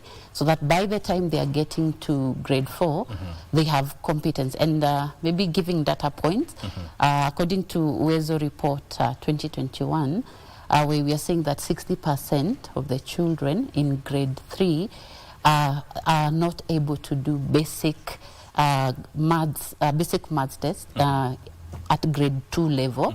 So I think that is alarming, and that means then as a country we need to be keen in ensuring that we are giving the right teacher training, we are giving the right resources to ensure that the literacy levels are good, because that means then only 40% of the grade 3 has that, and we are competing with the world. I look at countries like Finland, which have a very good education system, and for them literacy level, we are talking of about 95% of their children having proficiency in these skills. So I think for me as an educationist, it's important that we really help and prepare our children. Yes. Mr. Omolo, you know, she has talked about that research, and also it also indicates that 2 in 5 students of grade 4 learners cannot read a grade 3 level. What do you think is contributing to this? I think what is contributing to this is one is when we transition from 844 to CBC, this has really also widened the education gaps, the learning gaps we had in 844. Yeah. And now this now was coupled now with the implementation challenges for the CBC, whereby now we lack the teacher training. There's no proper teacher training in terms of how they do the implementations and the teaching. We also have now the lack of the resource and materials, because you realize now the CBC is too demanding in terms of resources and materials need to be used.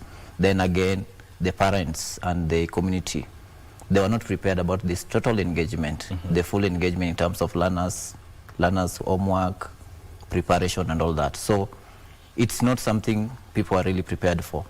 And now you realize this now, it widens more the gaps in terms of literacy. They have now the poor academic outcomes among our learners. And also this now coupled with now the economic disparities, because the diversity in terms of regions, where they're coming from, the access to education, the learning materials, these are also widen this gap, and realize now we are facing a challenge whereby now only 30% can read, can do a grade 3 mathematics or reading and literacy. And this now giving us, it's a big challenge, because if we're doing now a full transition to this, then we realize now we are creating a huge backlog of students, learners, when they get to grade 8, they're not able to do a grade 4 assessment fully. And this is now really making our education sector to be very worrying. And really now that means that there has to be a shift in the approach in the way that they are taught. Yes, that means that's now where Teach for Kenya now coming in, now doing the teacher training, doing the diversity in terms of recruitment, so giving proper teacher training to be able to cope and train these learners, not doing the rote training program which has been done before, but also aligning it with now with the new development needs for the learners, and also now making these fellows and teachers to be able to use locally available materials to ease the burden on the parents in terms of the resources and material they are required for them to do. So this again now also the fellows are trained to able to understand even learners' diverse needs, because when we bring in the diversity in terms of recruitment, now we're able to meet diverse needs of learners. So meaning even the interventions we are creating, even the learning is more targeted to unlearn all learners' needs with different needs. They're able to tackle that. And then at the end of it now the motivation now comes in. Now we're able to assess these learners, and now we do what is called now target intervention, whereby learners are being tackled according to their needs, and also in the assessment now we group them together. Now they're being able to gauge properly so that we can improve the literacy and numeracy gaps we experience within our education system now. So there's part of the model, Rachel, that you think can drive systemic change within education. And we are happy at Teach for Kenya through the partnership with the Ministry of Education that we are able to drive this change. And as Teach for Kenya, our vision is that one day that every Kenyan children will get good quality education despite their socioeconomic background. And moving back, because I think it's sad where I come from dictates the quality of the education that I get, and therefore at Teach for Kenya we are keen in really bridging this systemic gap. And how we do this through a fellowship program. So we run a 2-year fellowship program where we recruit very passionate graduates from diverse background. And we are intentional, like you said, the mindset, and you also mentioned about it. So we are really keen in the recruitment process, which is really rigorous. I'm happy that last year we were able to recruit, to get around 12,000 applications coming to us, and we only took 100. So also that brings in the aspect of employability, and Teach for Kenya really coming in to bridge that gap. And we take them through a rigorous process where we do AC, they write essays so that we are able to see the competencies that we are looking for, which are leadership, we are talking of grit, we are talking about passion.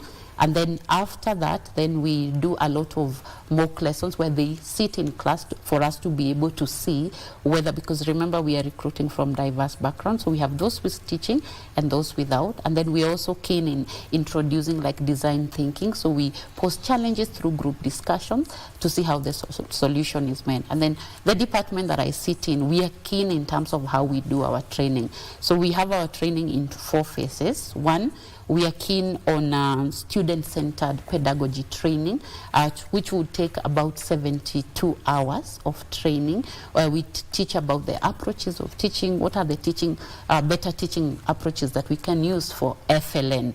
We're also keen in terms of policies, because we are working within the public schools. So currently we have 63 schools that we have partnered with, that is in Machakos, Nairobi, and Kisumu.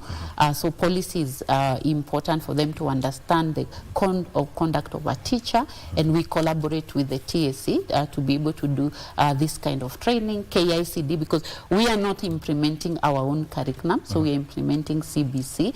So I'm happy that from our interventions, so we are able to do teacher training. So 197 graduates who have been trained for 6 weeks and are in the classes and driving change and bringing different ways of teaching. Number 2, we are keen on leadership. In fact, Teach for Kenya is known for their leadership program.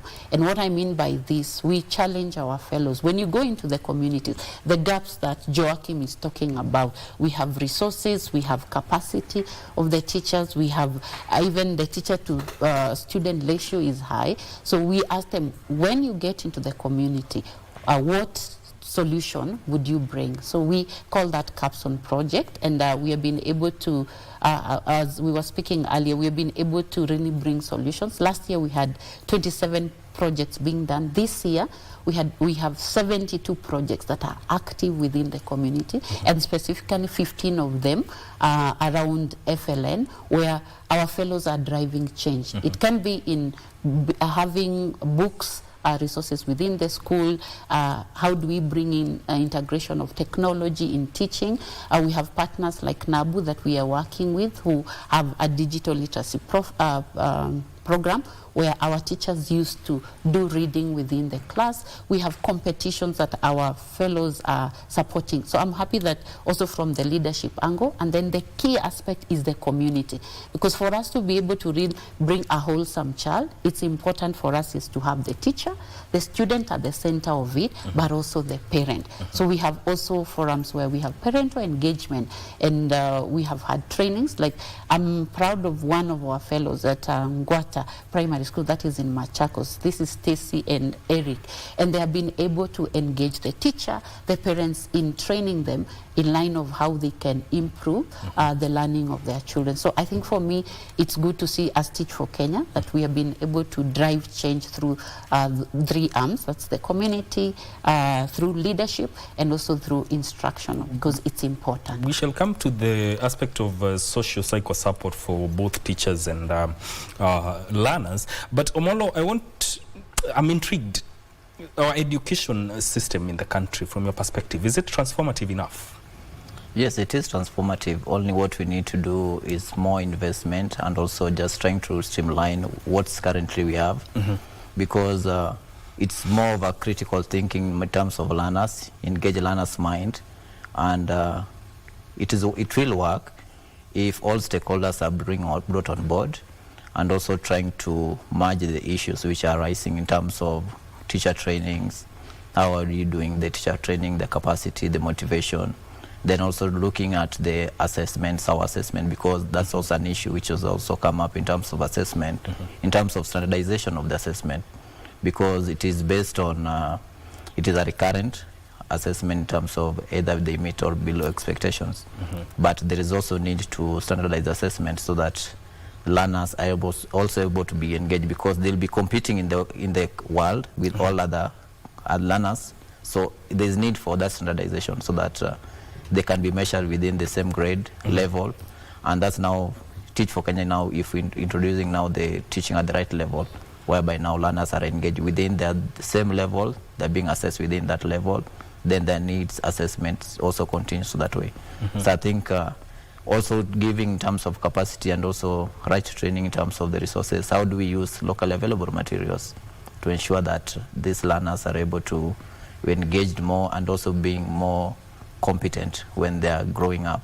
So I think our education is transformative, but we still need more of a stakeholder engagement and alignment in terms of our measurement frameworks. Yes. Yeah. There's also the aspect of data-driven approach or data-driven teaching to improve reading. Why is it crucial, and how can it help in enhancing the quality of the education that the learners are getting today? Assessment, data-driven is very important when it comes to education, because that will form the basis of how do you even come up with the intervention, what next steps you need to know. And that's why we have really invested in terms of data, in terms of the impact we are doing, in terms of the measurements, because in education, you can't make a change in education or in terms of learners if one, you're not measuring the academic outcomes. You don't know how the students are performing. In terms of non-academic outcomes, how are they performing? What are the gaps which are there? Because now when we have all this data, this now what will inform even the instructional and even the trainings we are conducting. Because when you know the gaps the learners are having in terms of literacy or numeracy within any subject area, then now you have a targeted training to bridge that gap in terms of the teachers, so that they're able to address that gap. So investing in learners, in data-driven, what will guide us going forward. And that's now there's also need for standardization in terms of assessment. Because when you don't have standardized assessment, then how are you going to implement a change which is going to be rolled out nationwide and also guide other socio-economic background? So meaning if you have a standardized assessment and then we are getting those data points, then we can use those data points to make a change and even shift our mindset even in terms of training intervention, so that we address the gaps which are experiencing within our education system. And that has been a big gap in Kenya. Rachel, there's something I want you to talk about, and it's like a notion where a child is born and an environment in which he grows up and goes to school in determines their prospects in life. That's a reality, I would say, and it's sad that it's so, and I'm happy that at Teach for Kenya we are changing that narrative. And case in scenario is, I'm looking at a child who is in Turkana, who is learning under a tree. They do not have a class. One, they're not comfortable in the first place. There's also the challenge of food. So meaning even their concentration is a bit low. And let's look at Alana, who is in a private school, and they have a classroom to cover them, and it's so sad that it's in the rainy season. So you can imagine the child who is in Turkana, what they will be going through. And they have a student-teacher ratio of 1:40. So meaning they are able to find that personalized attention.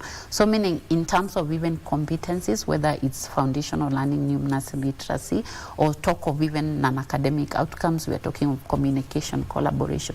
Those can really come out very well because they have the right environment that has been created for them. Whereas the child in Turkana might not be able to have access. Even teachers themselves, we have a challenge in the ASAL communities, and even here in Nairobi, like one of our partner schools, you'll find you have a class of around 90 children. So meaning the resources is a challenge, the capacity of also the teacher is a challenge, and therefore that means the outcomes that will come from these children are going to be very different because of the exposure they have. In private schools, they will go for excursions and they will go and learn and go to the national park, go for debate. But this one in Turkana has no that opportunity. Yet we are giving them the same level of exam and we're expecting them to perform the same way.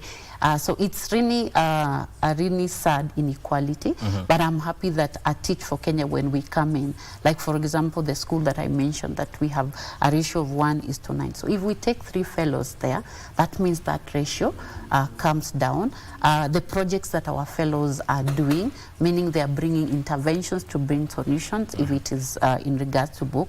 But now at the national level, I think that is something, and you know that the education budget is normally the highest. So like the way he was saying, if we're able to do targeted assessment and really be able to do interventions according to the areas the children are, then that way we'll be promoting equality in education, because I think equality is something that really need to be defined. And what do we mean when we say that we are offering equal opportunity, when it in reality, the opportunities that these children are getting are actually different. So I think for us, we are really keen to ensure that the schools that we are partnering with that are able to really bridge these gaps that we are seeing. But it's really a sad situation in Kenya, and that's just an example. And we are happy that 2026 through Lego Foundation we'll be going to Wajir, and we want to put a smile on the child at Wajir to ensure that they can also get better education. Yeah. You know, you've spoken about that, and also it also brings about the aspect of children in marginalized areas, and they also have needs, as you have put them. But regardless of their circumstances, Omolo, how can we ensure that they get quality education? I think one thing we want to ensure that all learners get quality education regardless of the socio-economic background is, first, we need to recruit people who are passionate about teaching and also impacting the community. So meaning they're very passionate about giving back. Then these people, now they have that passion to even drive leadership change among these learners, and also just ensuring that these learners grow. And I think these are interventions which are very keen to us in terms of ensuring that every day each learner gets quality education, regardless of their socio-economic background. And that's we are doing by bringing that diversity, motivation. When you bring diversity, recruit from diversity, lawyers, doctors within this classroom. When they sit with these learners in the same classroom, it's a motivation. They want to be as this lawyer, they want to be as these doctors. So it doesn't seem like just a teacher is there to impact on knowledge only, but now they're impacting leadership among these learners. And that's why even we have the voice accelerator, whereby we give the students voices. Now they compete in the global platform, they voice their issues. And this it's a motivation even to all learners that even with those socioeconomic background and the deficit needs they have within their communities, they're still able to grow and also go beyond even the global network and showcase what they are capable of doing. And that's what's really driving that change. So it's not only about making a positive change in terms of how the students perform academically. It's also making or driving a mindset shift in terms of the people that they interact with. The people interact with. And that's why even we now, in terms of our assessment, we know measuring non-academic outcome has really been a challenge, even in the education sector. And that's why we did a collaboration with the global network. We collaborated with Kenya, Uganda, and Zimbabwe. We come with a measurement which we are able to use to measure non-academic outcomes. This in terms of critical thinking, collaboration, communication, and empathy. Because if learners lack these social skills, they're not able to interact freely within the community. If they don't show empathy, they don't know whether one is sad, whether one is feeling angry, they're not able to interact freely. The leadership skill, collaboration, how do they collaborate among themselves? Performing tasks, communication, how do even they communicate their output? So when we come up with this project called ComSela, it shows us how our learners are performing in terms of the the non-academic outcomes. And this again give us targeted intervention. So how do we support these learners and students and the schools as a whole? Because now we have to have a discussion with these school stakeholders and tell them, okay, fine, our students are performing well in academically, but they lack the social leadership skills. So how do we support them to grow as leaders, not only in terms of academic, but now they can also voice their concern, they communicate issues, they can become academic change makers within their society. And that's what's really driving our most of our activities and the project and the intervention is based on that data we are collecting. And again, we're also trying to check the mindset of our fellows within the classroom. When we conduct, we have student perception on teachers' teaching practices, meaning a student has to do a survey on his perception or a perception about the teacher in the classroom. Are they happy with the teaching practices? The way they're being handled by that teacher, are they okay with it? And then now these ones, they shift. Even the teacher, now, okay, fine. At the end of the day, I'll be assessed. How am I interacting with the learners? Is he empathetic? Is he showing love? Is there some connection within the learners, within the classroom? So this mind shift is changing from the learners and even the teachers themselves. So meaning we create a community of leaders as we grow. And that mind shift really changed in terms of academic, and even now they grow. The society issues now, it becomes a things of the past, because now they're being treated as equal. And they're able to grow and also become the same as people in their class. All right. Rachel, there's the aspect of psychosocial support for students and teachers. Yes. How should it be approached? That's a very good question. And when we talk about emotional support and looking at even the current world we are living in and the current situation, even in our country now, the matters of mental health not only affects the teacher, but also affects the child. And at Teach for Kenya, we are keen to ensure that well-being is not only something that is inculcated. In fact, we say well-being is part of life. And as part of our curriculum, so we have invested around 22 hours of training to the teacher in terms of their well-being and their mental health.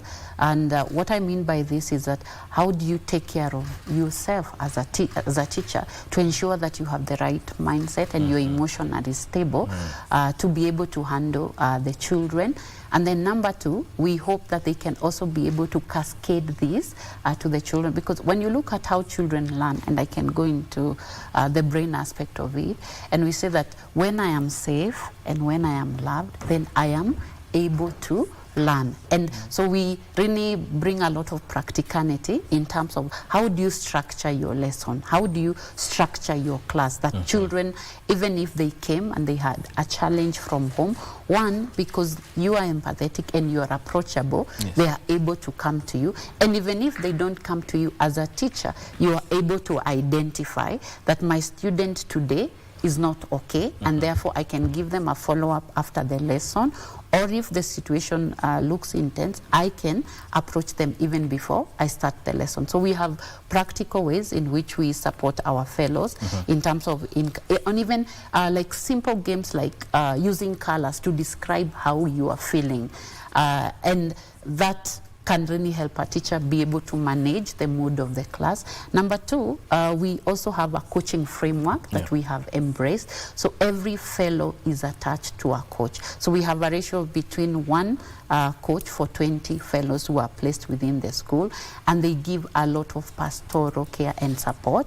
And not only that, they also come and sit in the class and see how the teacher is engaging. And as Joachim mentioned, we are keen not only to check on the academic outcome, but also non-academic. So for the last 2 years, we have been tracking collaboration, empathy and communication, and in regards to SLN, empathy, just how are we able to how do you measure that a child is empathetic? And he has shared how the test has come in. So it's important also for us, or it's a recommendation that would also give that if teachers can have coaches that support them, because the work that they do, handling 90 children is not an issue, and especially because we work in the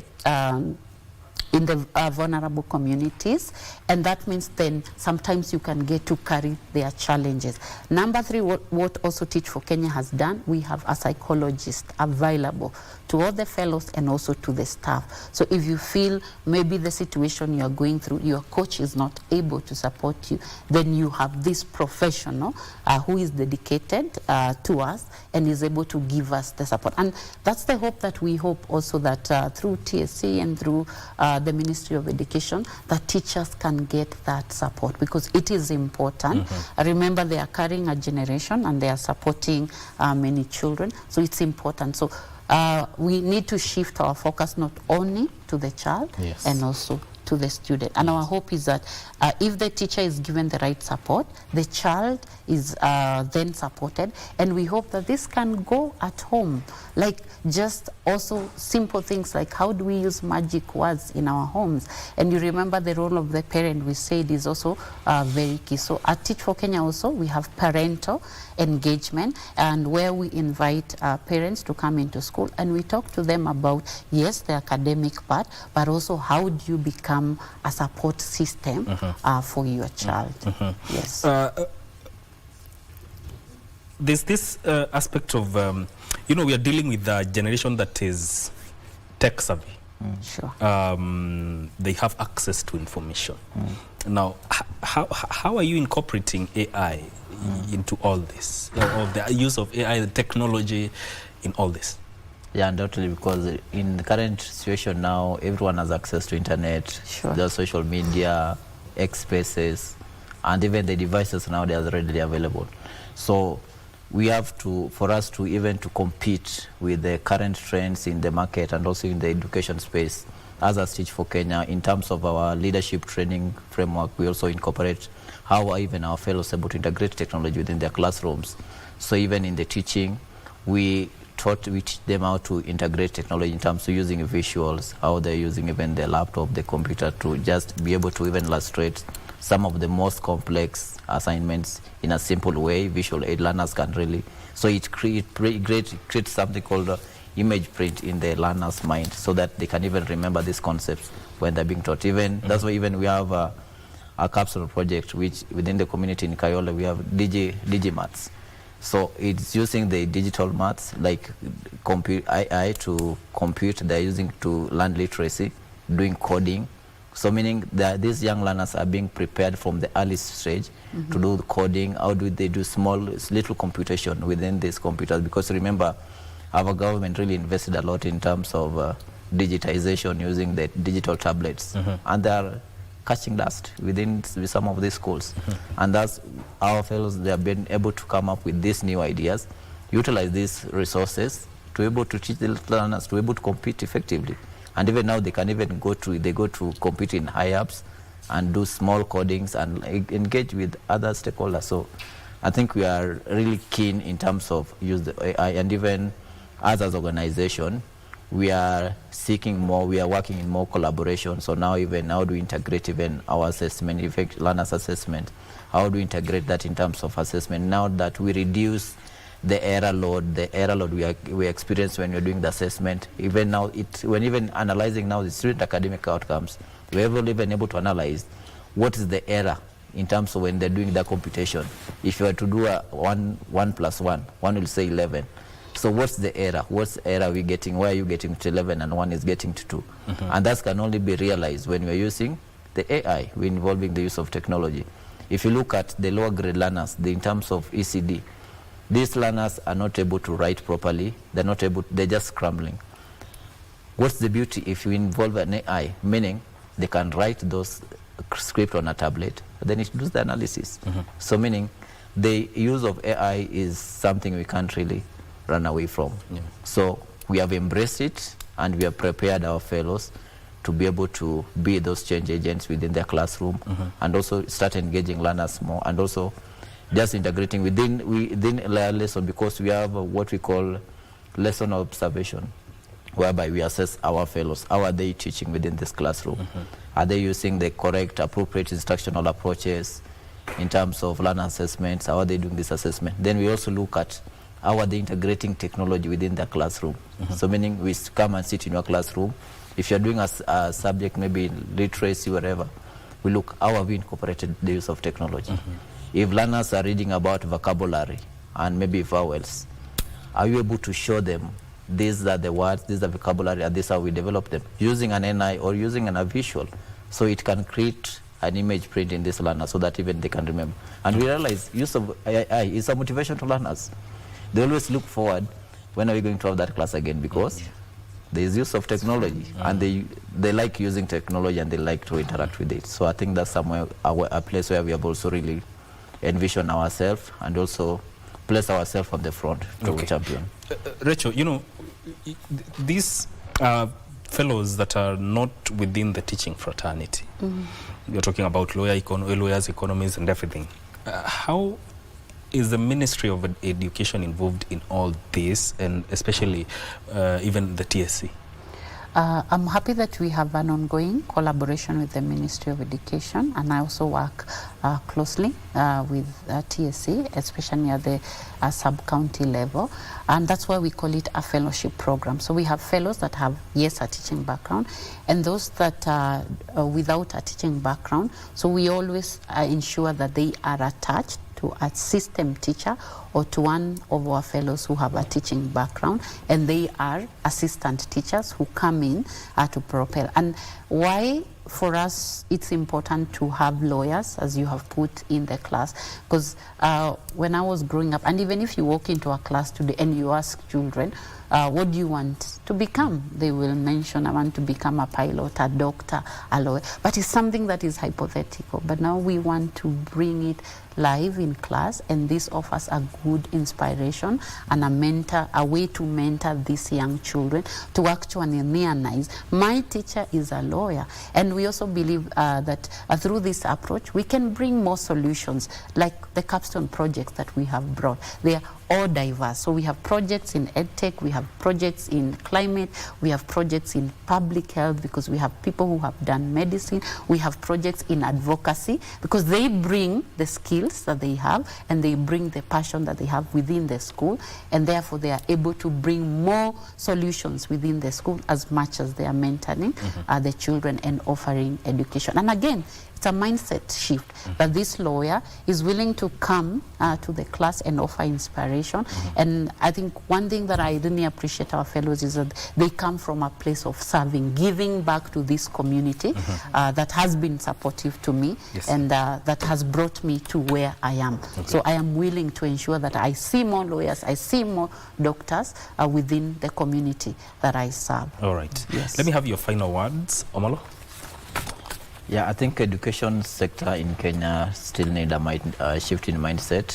We need to really rethink how we're going to address the changes we are really facing with CBC, and also just trying to invest more in teacher training, and also in terms of instructional approach, then also bringing more stakeholders involved into aligning the resources we have, and also just shifting the mindset. And then we've incorporated the standardizations of the assessment within our systems, having proper way of analyzing this data and using this data to inform our intervention. Then I think us as a nation, we are going to drive the change and also just reduce the inequality we are experiencing within our education, and also the gap we are experiencing, the large population in terms of unemployment.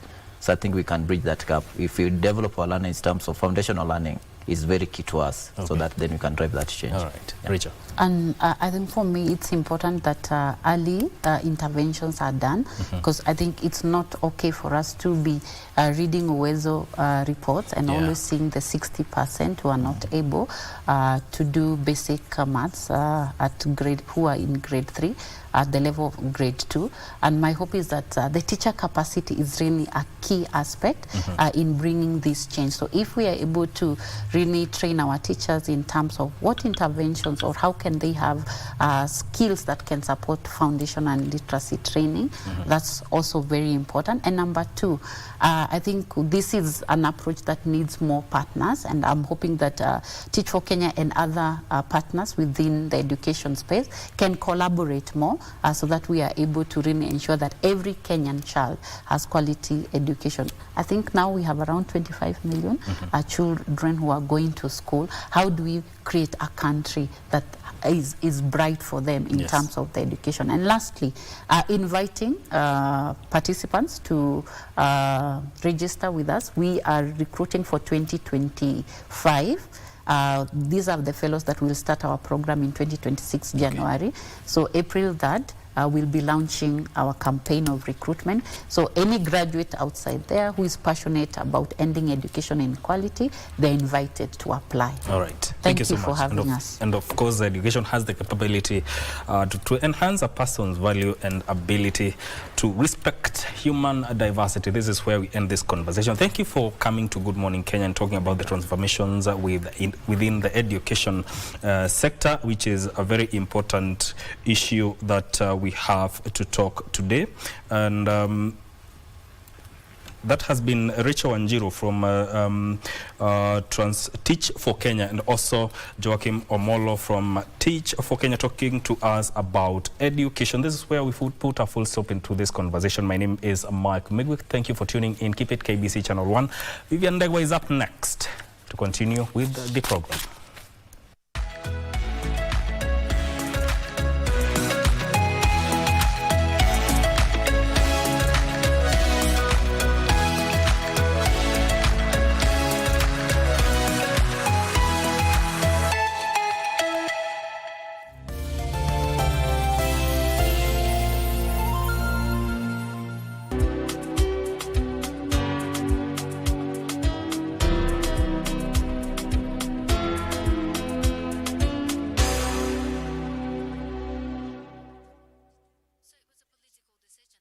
Are you a talented artist? Or are you passionate about a topic you want to discuss?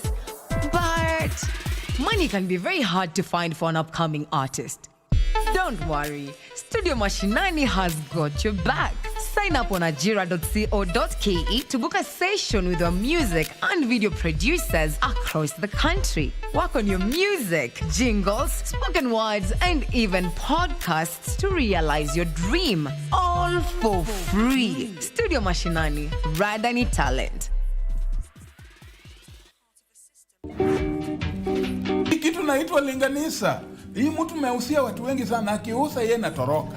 Na hata ukiangalia hii kwanza amebit kabisa, hii amefanya kazi mpaka nikieleza hii mahakama kuhusu vile ulikuwa umelewa na ukaushiwa viatu mbaya na mtu, unakuja kusema ni mimi. Nitakuwa nasema urongo ndugu yangu. Urongo Sauri, mimi nimemwambia wewe misuri. Kwa viatu nilikuhusia? Hapana. So, kielele, ni ya nini unaleta hapa kwa kielele? Lakini ukiwa mrefi, utachuache kiatu mzuri na kiatu mbaya. Ndio hiyo unateka advantage ile watu unahusia sababu wamelewa. Na ni kwa nini uliuza viatu ukijua ni vya mguu moja tena hata havifanani? Sasa forgive your manners. Forgive your manners mheshimiwa. Nakwambia ongea lugha ya taifa, wacha kujifanya unajua Kiingereza na haujui. Wiki hii kwenye mkulima, watu wengi hususia kilimo kwa sababu ya uchafu, kuchoka na kubeba mizigo migumu shambani. Ufugaji wa crickets for example, it's not labor intensive. Ili shamba lote tunahitaji mtu mmoja peke yake. Na hata huyo mtu mmoja hafanyi kazi siku mzima. Hata hafanyi kazi zote kwa wiki. Kisha kazi ya kilimo ndio pesa mfukoni. Huyo kijana amesoma hapo na anakataa, anasema ati kazi hii ni ya matope. Ajue pesa iko kwa mdogo. Usikose kujumuika nami Francis Ngala siku ya Jumamosi saa 10:30 upate mseto kamili wa kilimo. Unaona vile mtoto analia alafu watu wanakuambia nyamaza. Sisi wakati yeye alilia, the first cry, tulitoa machozi. Neurological conditions si uchawi. Hawajarogwa. Neurological conditions or disability haiambukizani, maana si ugonjwa. If I tell them up like no ako sawa, no ako tuna challenges zangu but ako sawa. You hear people say angekuwa ng'ombe tungemchinja. Sasa hiyo recording ikifall into the wrong hands alafu ufungwe for life. Mimi nikienda ndani Alex atanifuata tu. Bila evidence, hii ni story ya jaba. My dear daughter, yani wewe ulidecide utakuwa kama tent. Unahama na harusi za wenyewe. Acha kunibeba fala. I do not care what you're going through or what you think we are doing. Kaa chini tuanze mkutano. Nilisema mkiwa nyinyi wote. I hope hii mambo itaenda sawa. Kwa hivyo kuna mambo nafichwa, si ndio? It's rude kuangalia simu za wenyewe. Excuse me? Mama Jabali lazima mtaishi naye.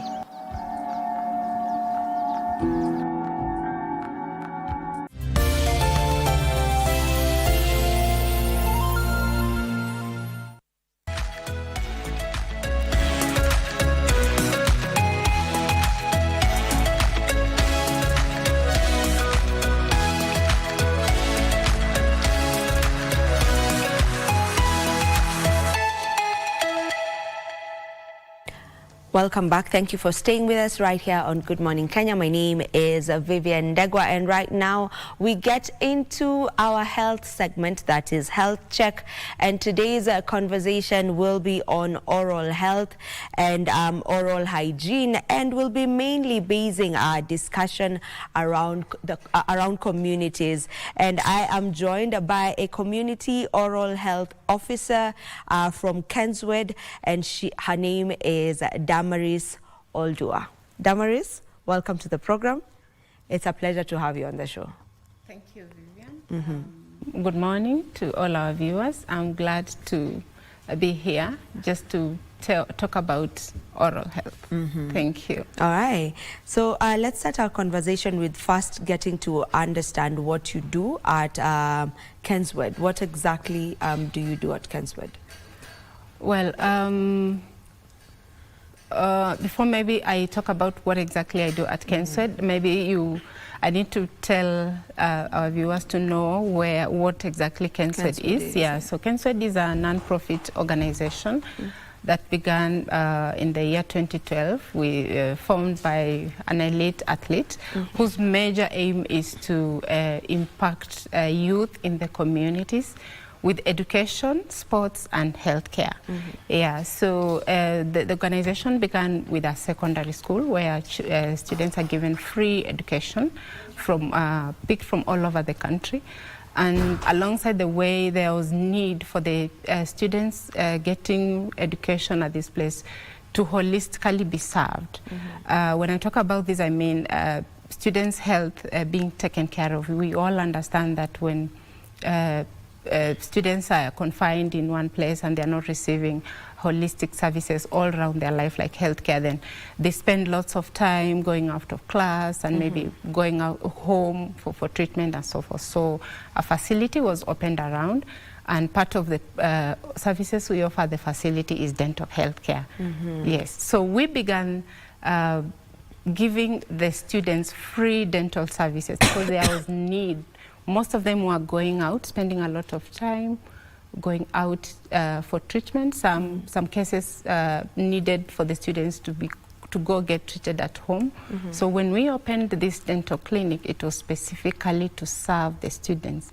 And this has been serving them since the year 2021. And we have seen most of them now fully concentrating in class because they are not experiencing dental issues and other health anomalies. All right. Yes. So, you know, having worked in that area, you know, with the students since, you mentioned since 2021, what would you say are some of the most common oral issues that you've encountered?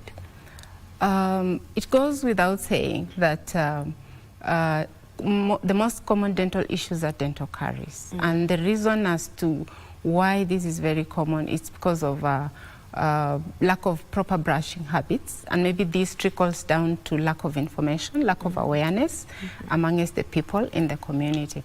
And as somebody in clinical practice in dentistry, and also having handled these students, we noticed that what is it that we can do different to be able to arrest such problems from occurring more frequently? Despite the fact that we are giving curative measures, we also thought about preventive measures. But dental caries is a major problem that we really picked out of our very own students, and also dental fluorosis, which is a major problem in our geographical area. Yeah. All right. Well, maybe just what's the importance of spreading awareness on proper oral hygiene? Okay, we have noticed that oral hygiene has been taken as a good to have thing and not a must have thing. And so we are telling people that this is a must have thing because it is the epitome of one's overall health. We say that the mouth is the entry to your body. So, Vivian, if you don't take good care of your oral hygiene, then the rest of your body will not be healthy. So it is very, very important that we give all this information down to the communities, to the young, to the middle-aged, and to the old, so that they are able to understand what exactly they need to do to be able to achieve that. And this is just not about a good smile and a good appearance, but like I said, it goes down to your general health. All right. So clearly it is something that should be given a priority, of course, because oral health is also very connected to one's overall, health in general. And it's a good thing that you're doing this, and mainly the fact that you are starting from the very root of it, from the grassroots, and also beginning with the very young people, and the minute you work with this younger people, children in school-going children, then it's a good way to start, because now they start gaining momentum and taking care of their oral health from the very beginning, as children, and so they know that they need to keep up with it over and over, as they continue. And yes, that's what we're talking about today, and that is oral health and oral health hygiene, mainly looking at communities. And we have Damaris with us here. Now, Damaris, probably, with having the experience of working with different communities, and mainly right now you're working with Kajiado, in Kajiado, the Kajiado community, right? Kajiado area, that thereabout. Maybe what are some of the barriers that you would say people face, in accessing just proper oral care? Okay, and maybe as I come to answer that, maybe let me just talk about children and oral health, like you mentioned. If you notice that children are not decision makers when it comes to whatever treatment they are supposed to receive, yeah? So when they come at the facility, probably their wish would be not to have this or this done. But because of there's a guardian who has to give consent and decide, probably depending on their economic status and their level of understanding, then children have to undergo whatever treatment that the parent decides, even though the expert, as an expert, we would give the best advice. And so when we are focusing more on children, we are feeling that for them.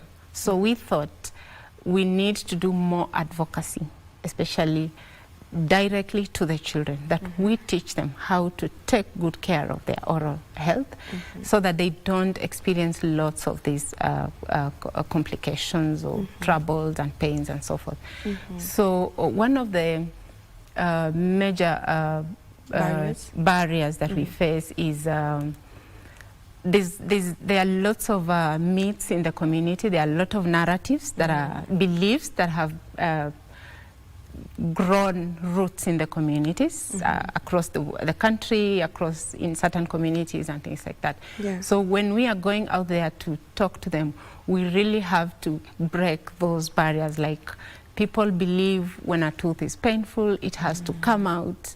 There's a lot of belief that there's no need to spend money on maybe treating a child's teeth, because anyway it will come out and things like that. There are lots of beliefs that sometimes there are people who believe that if you use the modern medicine when brushing and things like that, it's going to harm my teeth because there are chemicals and things like that. So those are some of the barriers that we meet when we are giving the services to the community, and we really have to change those narratives. And Vivian, I want to tell you that in the forums we've had, in the programs, alongside the programs, we have noticed that most of these people have come and sat down, and they are slowly adopting the modern way of just taking good care of their oral health and ditching the traditional methods, which probably have been harming them in one way or another.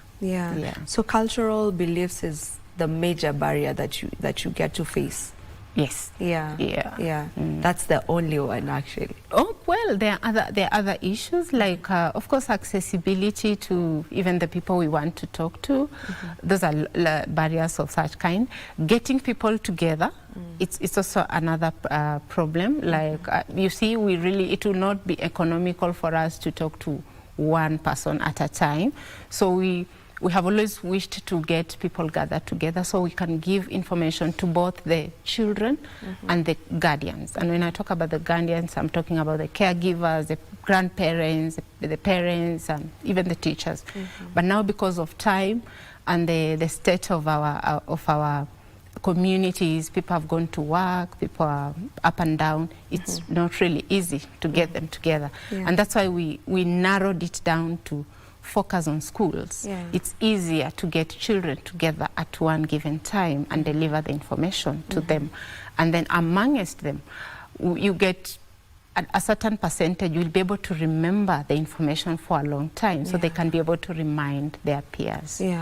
So do you do this across different schools, or do you have a specific school? Just tell me about that. Okay, so the program basically began at Kenswed Secondary School, because that's the school where inside the organization, and we saw it being very effective. So when we thought about extending it to the rest of the community, but this was just not, again, a thought. It is something we noticed amidst the practice at our dental clinic. We noticed lots of children coming in with dental anomalies, some things that would have otherwise been prevented.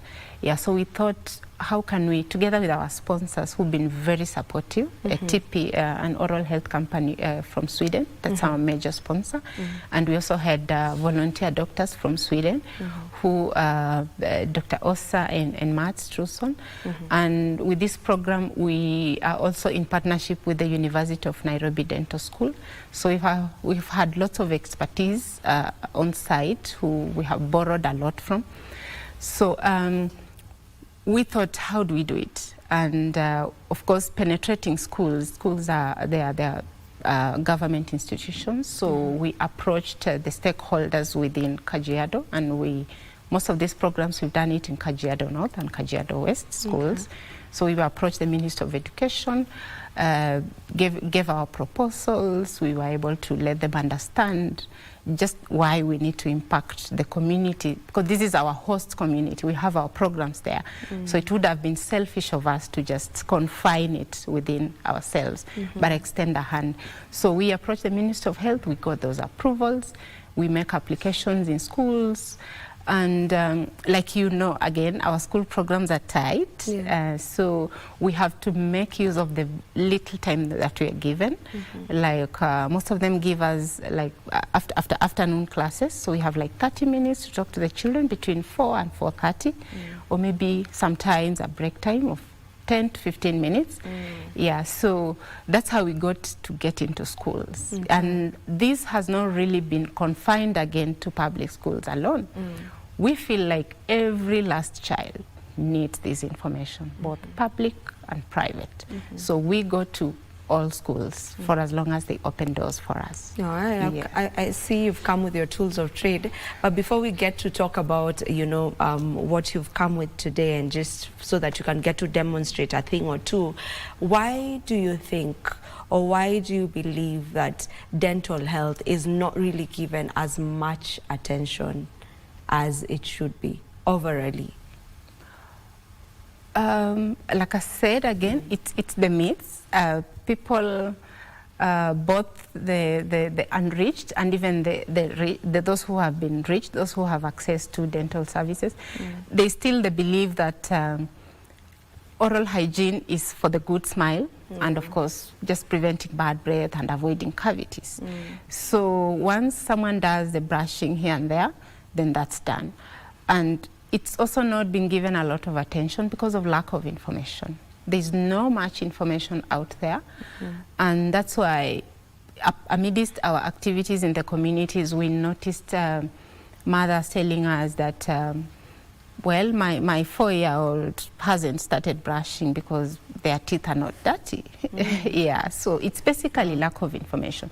So the reason why we are doing this advocacy is to make sure that every last person gets to know that oral health should be practiced from the first time the first tooth sets erupts in a child's mouth. That's from 6 months onwards, because yes, it will give you the good smile and the good feeling and the good look, but there's the hidden part, which is, and science has proven that poor oral health is also causing other illnesses like heart disease, gut issues, diabetes, just to name but a few. So basically lack of information, which we are trying to do out there. Yes. We're trying to do the advocacy work. Exactly. All right, let's get into the things you've come with, the tools, let me not call them things, the tools you've come with, you know. And, you know, since I can see that's a mouth, yeah, you know, it has teeth, and there's the tongue, and you have the toothbrush there. So let's talk about the do's and don'ts of just maintaining good oral health, as you also just get to do some demonstrations on that. Okay, so this is a model. This is a typical, a true demonstration of what exactly our mouth looks like. So our oral cavity has different parts. Of course, you have the lips, the gum, the teeth, and the tongue, which is in here. So how do we take good care of, how do we brush, rather? Yeah, and when we are teaching children, and we like joking around with our children and telling them that you need to know how to brush, and this comes out well when we give stories and do demonstrations, and they get to internalize. So, and these are not things that have been talked about when we are growing up, but now with digital technology, things are on YouTube, online and stuff, we can be able to even learn now. So this is how we brush. People get their toothbrushes and they put too much toothpaste because maybe someone believes that when I put too much, it will do good. Do a better clean. Yes, but I'm here to tell you that you only need pea size. Pea size is the side of a pea. Minji. Yeah. I know every last Kenyan knows that. Yeah, so that size of toothpaste. So when you're brushing, and we say, make sure you brush morning and evening. Morning and evening, every day. There's a rule of 2. Brush twice a day, brush 2 minutes, at least 2 minutes. 2 minutes, your teeth, your mouth has 4 quadrants. We have the right upper, right lower, left upper, left lower. So every quadrant take at least 30 seconds. If you take 30 seconds per quadrant, then you will take 2 minutes. That should be enough time to have achieved what you want to do. But again, it's not just brushing. How do you brush? There's the bright brushing technique. When we wake up in the morning, we are so much in a hurry to leave. And people just go brushing. You know, you would wake up people. Not everybody wants to wake up just because you're brushing very roughly. And I tell my children that usipige randa, you know. Because when you do this, when you brush back and forth, you hurt your gum. You hurt your gum, so your gum will wear out gradually with time, and then you start getting sensitivity, and then you wonder, what is it that I'm doing wrong? So we advise that you brush in a circular motion. Circular motion means you brush round and round, on up and down.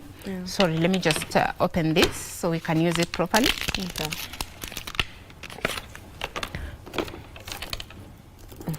So you brush in a circular motion, circular motion. Then, in that way, your toothbrush is able to go all around your tooth surfaces. Brush in a circular motion. Take time, at least 30 seconds per quadrant, up and down. Brush all the sides. Your teeth have 3 surfaces. 1, 2, 3, okay? So make sure you brush all surfaces of your teeth. The surface that really keeps lots of food is the chewing surfaces, especially for the molars. So even the molars, you need to brush properly. Brush at the back end, because most of the time food gets stuck here. And then, and I know sometimes it can be tricky brushing here, and that's why we say that you need to concentrate so that food doesn't tuck in here. Yes. So you brush all the surfaces of your teeth up and down. You also need to brush your tongue. Yes. And I know most people ask, how do I brush my tongue? Because when your tongue is very tender, and anytime something touches it, you feel like throwing up. So you just be gentle. And there's also a tongue scraper. Nowadays things have been modified a lot, and you can get that to just scrub and brush your tongue. You rinse and clean your brush, and that's it. But again, before brushing, you need to floss. Yes. Flossing helps to remove food in between your teeth. Yeah, it helps to remove food in between your teeth, because most cavities, most dental bacteria hides in between your teeth. So if you don't floss, then again, so much stuff gets stuck there, which with time, it creates plaque. Bacteria feeds on that, and you end up getting cavities. There are flosses that are available. We now have, like I said, there's a lot that has evolved in dentistry. We also have interdental brush, a small brush that you can clean in between your teeth. Because there are people who have surfaces in between their teeth, spaces in between their teeth, and sometimes it's very hard to remove food, so you use an interdental brush. They come in different sizes that is suitable depending on your interdental space.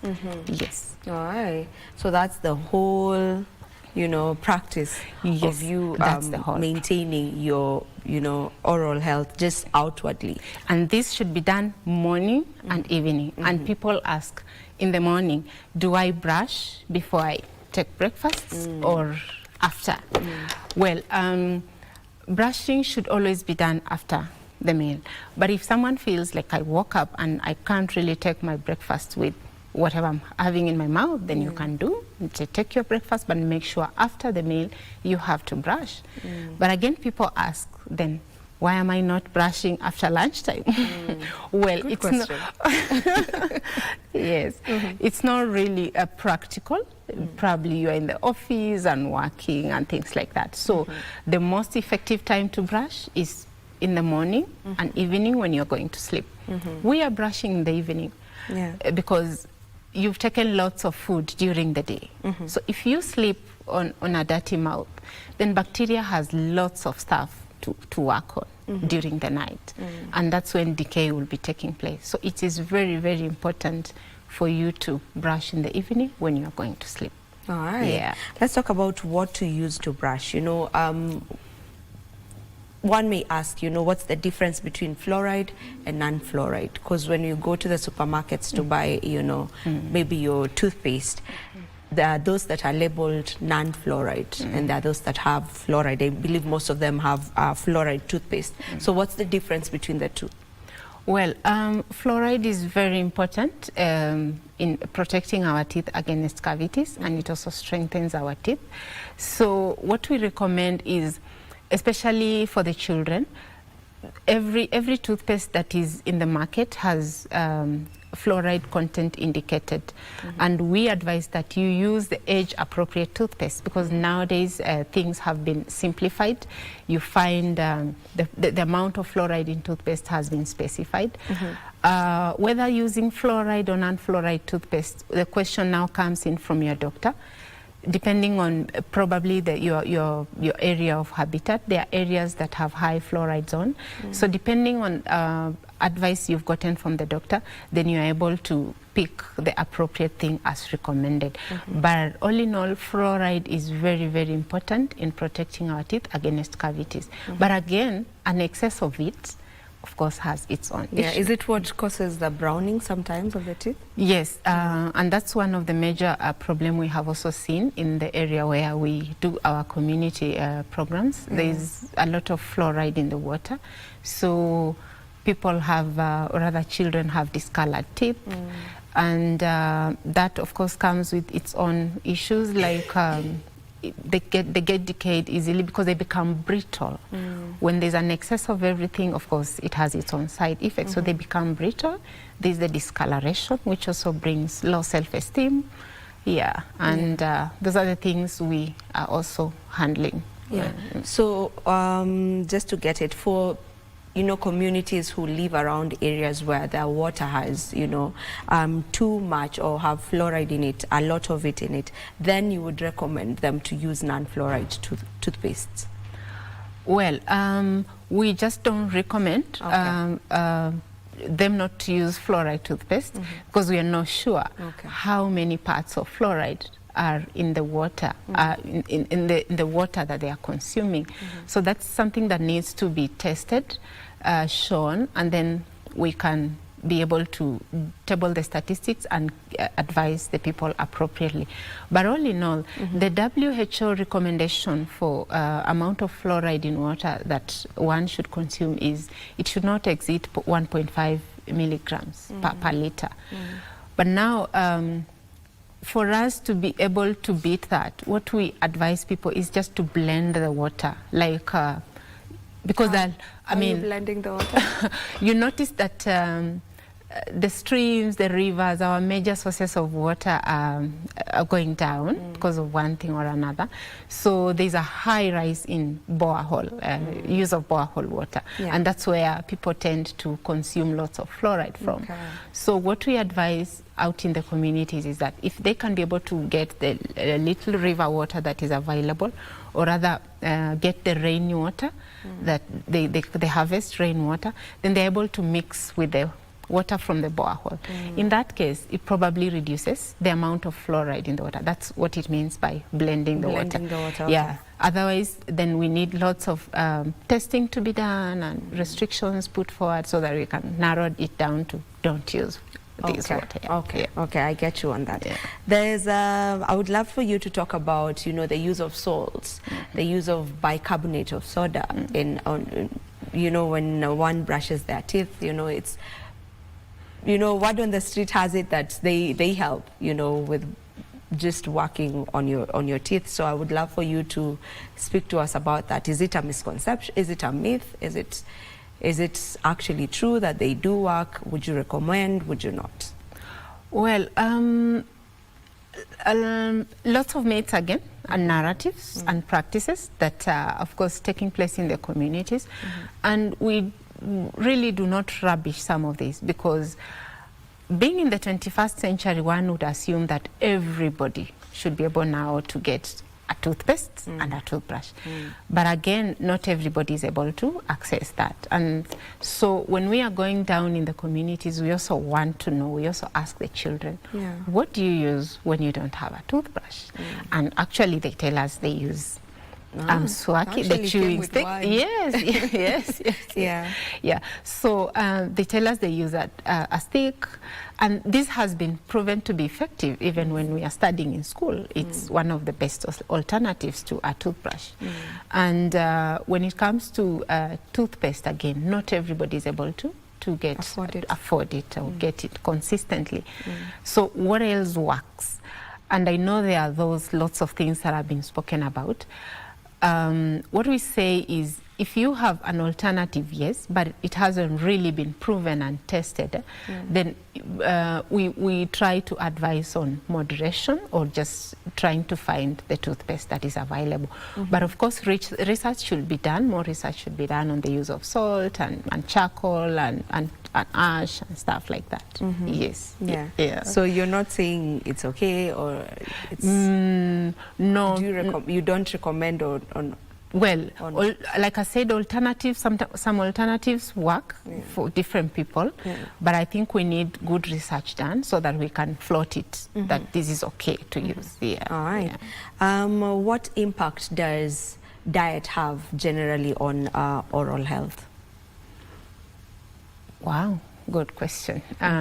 Yes, diet has a lot of impact on our oral health, and that, of course, I would narrow it down to the sugary foods. And I know this is something that is part of our diet, but it's important, and these are some of the things that we talk about with the children when we are in schools. And it's funny that anytime you ask what makes your teeth bad, they are ready to shout them out. So diet really plays a big role in both strengthening our teeth and even leading to some of these dental issues that people have, especially sugary foods. Sugary foods, sticky foods, and when it's accompanied by poor brushing. So lots of sugary foods, we tell parents or rather everybody to minimize on their consumption, because when the biofilm is formed, when sugar stays for a long time on the surfaces of your teeth, it forms an acid, which of course bacteria works on the acid and then breaks down your teeth. You get cavities and things like that, and of course it has other health implications. So we restrict, we really don't restrict because we don't give food, but we advise on minimizing consumption of sugary foods, especially the frequency at which you use these. Should be once in a while, that would be good, but make sure you brush well. But daily consumption of sugary foods, sticky foods, they are not good. Candies and stuff, they are not good for children. They are not good even for adults. Yes. But of course, there are good foods that are also good to our teeth, like natural foods that are crunchy and things like that. They help clean in between our teeth. The chewing and the, the water that comes from the juices that come from the foods. There's, lemon juices and whatnot, that people who, it's a practice that most people have, I would say, now are really into, whereby you take a glass of lemon water in the morning. What effect does lemon have on the teeth? Because I understand that it kind of erodes the enamel of the tooth just slowly by slowly, and we're taking it for other uses, maybe to just get slimmer and whatnot. Just if you can talk a bit about that as we finish. Okay. Not specifically lemon alone, but I would say that if you expose your teeth for a long time to one thing, then definitely there are detrimental effects that come with it. And so maybe for people who are using this, our teeth are very sensitive to certain either acidic, both acidic and alkaline. So too much exposure of our teeth to those substances can cause dental issues. So, and probably we have advised people in the past, those people who come at the facility with such complaints, that maybe you can use a straw so that it doesn't get direct contact, especially if you're doing it continuously. But of course, it's not something bad to do, like taking it. So when drinking lemon water, you can at least use a straw to protect your teeth. You protect your teeth. All right. Okay. We should be winding up. Probably you can give us your final remarks on this conversation. Like I began saying, oral hygiene is not a desirable thing. It should be a must-do for everyone, young and adults. The reason why we are focusing on children, like I said, is because we want the children to grow up with the habit. We want them to make it a part of their life. And healthcare providers, we call upon fellow healthcare providers to join the dots between oral healthcare and the rest of our body health. Because even like the FDI theme for this year says, a happy mouth is a happy mind. We talk about lots of other wellness issues when it comes to health matters. Different faculties are talking about wellness, mental wellness, nutrition, exercise, and things like that. But we have forgotten oral health. So healthcare providers need to join the dots so that we are able to all bring it together. Because some of the health effects that people are undergoing could be as a result of issues beginning from their oral health. And we need to work with communities to forge this advocacy forward. We need to work with practitioners at the dental clinic, the dentists, the dental hygienists, the community oral health officers, the oral health product producers, and everybody, so that amid this chair-side treatment, we need to find time and talk to our patient. And that's what we practice as a facility. We give you education and treatment. And if we can spend 1 shilling on preventive, then we can save 50 shilling that is spent on emergencies that arise because of other issues that have been caused by oral health. Okay. Yes. Thank you so very much, Damaris, for joining us for this conversation today. Thank you. All right. This is where we end this conversation, and this is also where we get to wrap up Good Morning Kenya for today. Thank you so much to each and every one of you who has been tuning in. My name is Vivian Dagwa. We do this again tomorrow, same time. And please do enjoy the rest of your viewing. Right now, I leave you with the weather updates.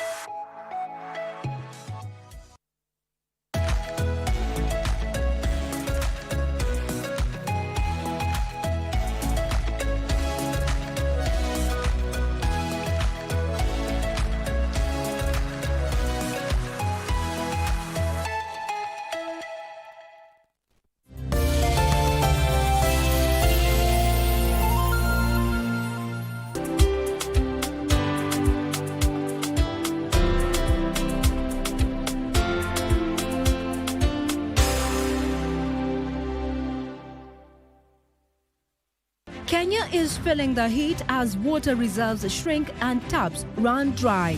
The government has promised solutions: boreholes, dams, and improved infrastructure. But are these policies turning the tide on water scarcity and sanitation challenges? Join us this Tuesday at 9 p.m. on KBC Channel 1 as we wade into this conversation with the Principal Secretary for Water and Sanitation, Julius Korir. The Shift.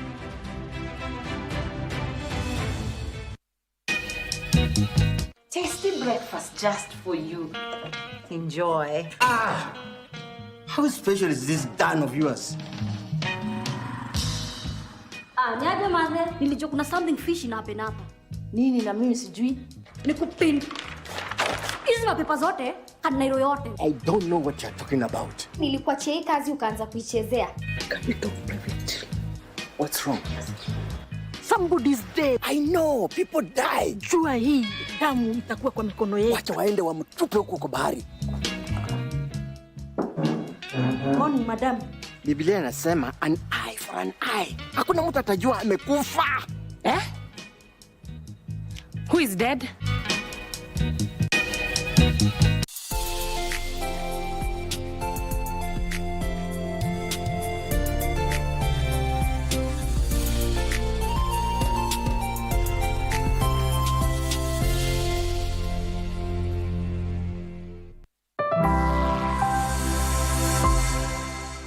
Do you love TikTok? Shop on Temu? Do you own a Huawei or Xiaomi phone? Well, Chinese companies like these have been accused of spying on their customers. Nevertheless, their products continue to be popular worldwide. And many governments deploy Chinese tech too. Is tech made in China no different than tech developed in other countries? Or are there special risks for you as a consumer and for state security? China's efforts to become established as a big-scale tech supplier can be clearly seen in Africa. In some countries like Kenya, Chinese technology even lies underground. An internet superhighway called the Peace Cable connects Pakistan, East Africa and Europe. It is part of the digital Silk Road. China's plan to expand its digital influence around the world. For years, China has been making deals with political leaders, especially in the global south, to build smart cities and install surveillance cameras. Sometimes China even foots the bill. So how does this tech benefit citizens? The undersea peace cable brings faster mobile internet to Kenya, for example, where most people use cell phones to get online anyway. But where do these cell phones come from? I'm using an Infinix. Oppo Reno 2F. Samsung A13. I use Samsung. Oppo. I'm using a Tecno Pop 3.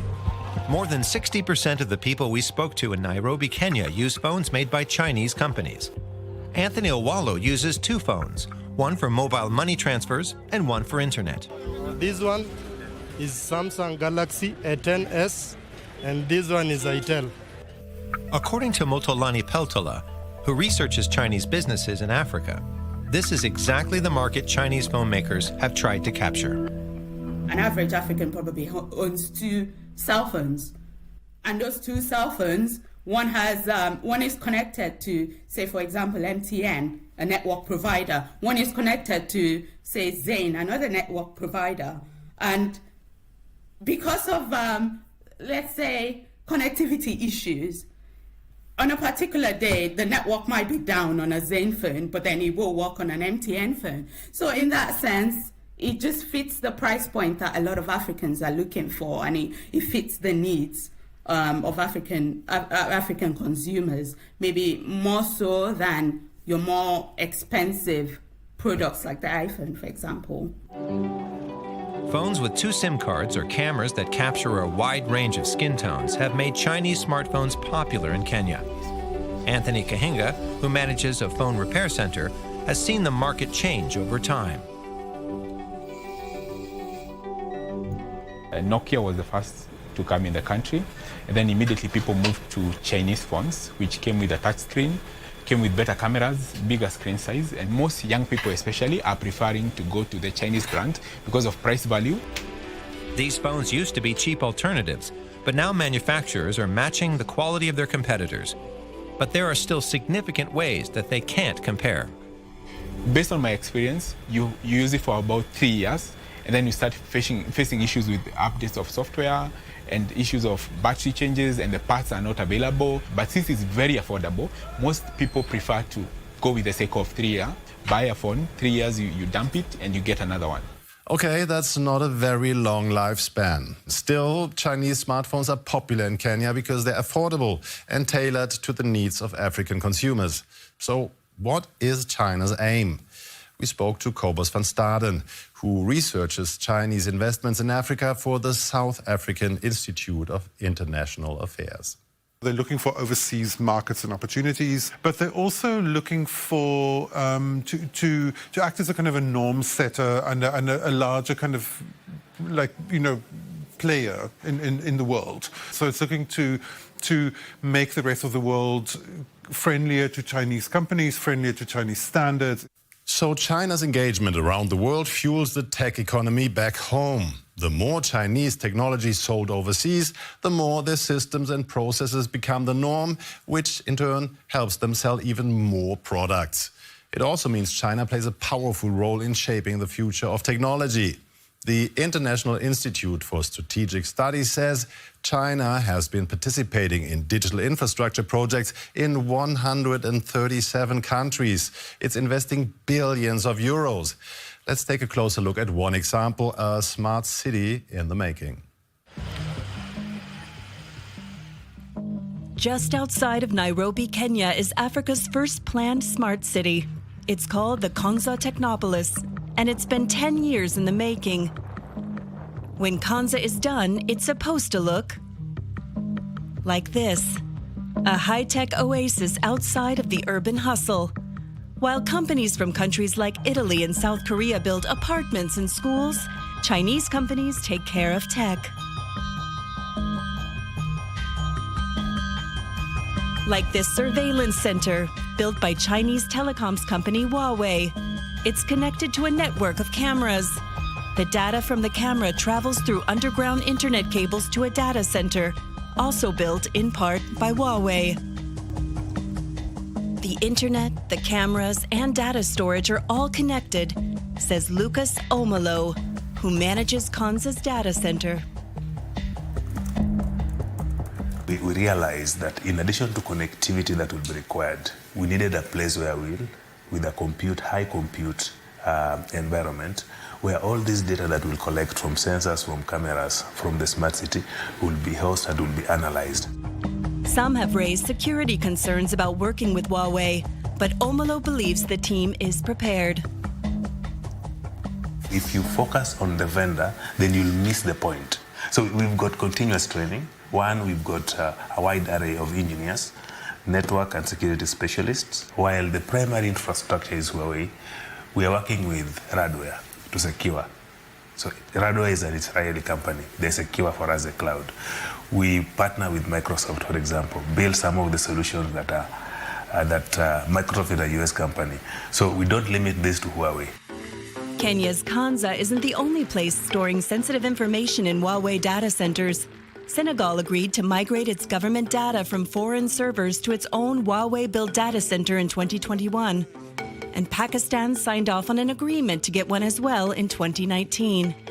Researcher Motolani Peltola says there's a reason countries take on these projects. Chinese finance in itself played a major role in the dominance of Chinese companies in tech in Africa. So telecoms equipment manufacturers like Huawei, like ZTE, through a mix of competitive pricing, cost-effective equipment and products and solutions. So it's played a really huge impact. For some countries, China's offer is attractive. Better digital infrastructure, cheap loans, and technicians who help implement the systems. But it's not always clear if the tech benefits citizens or the people in power. At busy highways and intersections across Kampala, there are Chinese surveillance cameras. The government purchased them for more than 100 million euros. The cameras are equipped with software that recognizes faces and scans license plates. Ugandan officials and local journalists have said that some of them are neither monitoring nor recording crimes. Members of parliament even called for a review of the cameras after they failed to capture footage of a police officer's killing. It's a claim that Yusuf Sewanyana from Uganda's police force denies. The allegation of CCTV not working, it's not true. The system is working, and it's really a supportive tool to fighting crime. The surveillance cameras have been in use since 2018. The footages, the evidence which is derived from the CCTV system is undisputable, and it has reduced drastically on the case backlog. We have seen a reduction in the behavior, the people, the way they behave on the roads. We have seen a reduction in burglaries and so forth in the urban setting simply because of surveillance. People are now more responsive.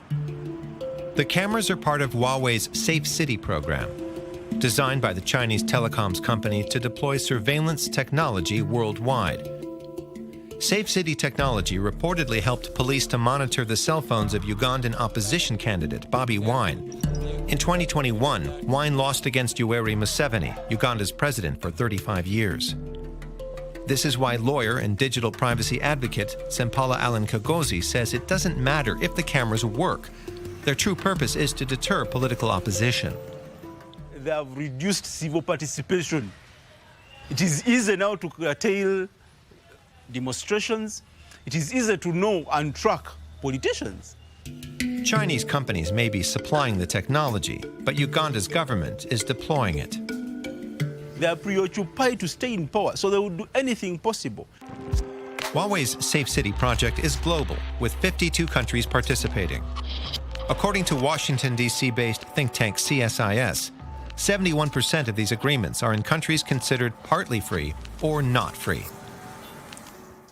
Let's be clear. Tech used for digital repression is not only exported by China, but by Western democracies too. So what's the difference? Reports like this might be the answer. Allegedly, computers in the African Union headquarters in Ethiopia, a building funded by China, were secretly sending data to servers in Shanghai every night. Why this data was allegedly transferred remains unclear, but it's supposed to have been going on for 5 years. China denies any wrongdoing, but experts say this is an example of why there are concerns about working with Chinese tech giants. So what about us, the private users? Does it make a difference whether it's Temu, TikTok or Google that takes our data? One difference is that Chinese companies are not in a position to refuse handing over data to the Chinese government. There's a lot of allegations that there are what's called kind of digital backdoors kind of built into networks that would in some ways enable surveillance or spying or so. But it's not nearly the Global South's largest concern. Like, I think a lot of Global South countries are a lot more worried about just getting digital access in the first place and paying for it. China's technology has a global impact.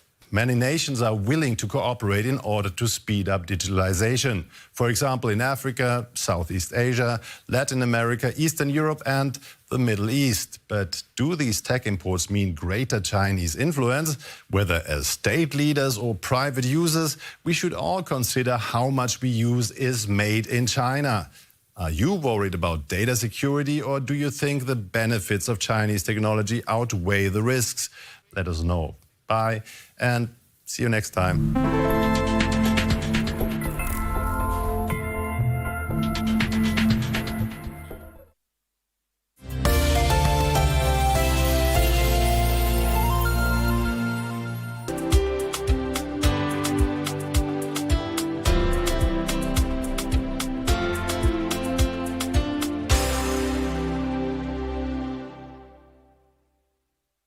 Kenya is feeling the heat as water reserves shrink and taps run dry. The government has promised solutions: boreholes, dams, and improved infrastructure.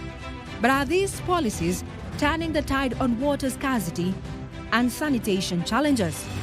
Join us this Tuesday at 9 p.m. on KBC Channel 1 as we wade into this conversation with the Principal Secretary for Water and Sanitation, Julius Korir. The Shift. Are you a talented artist, or are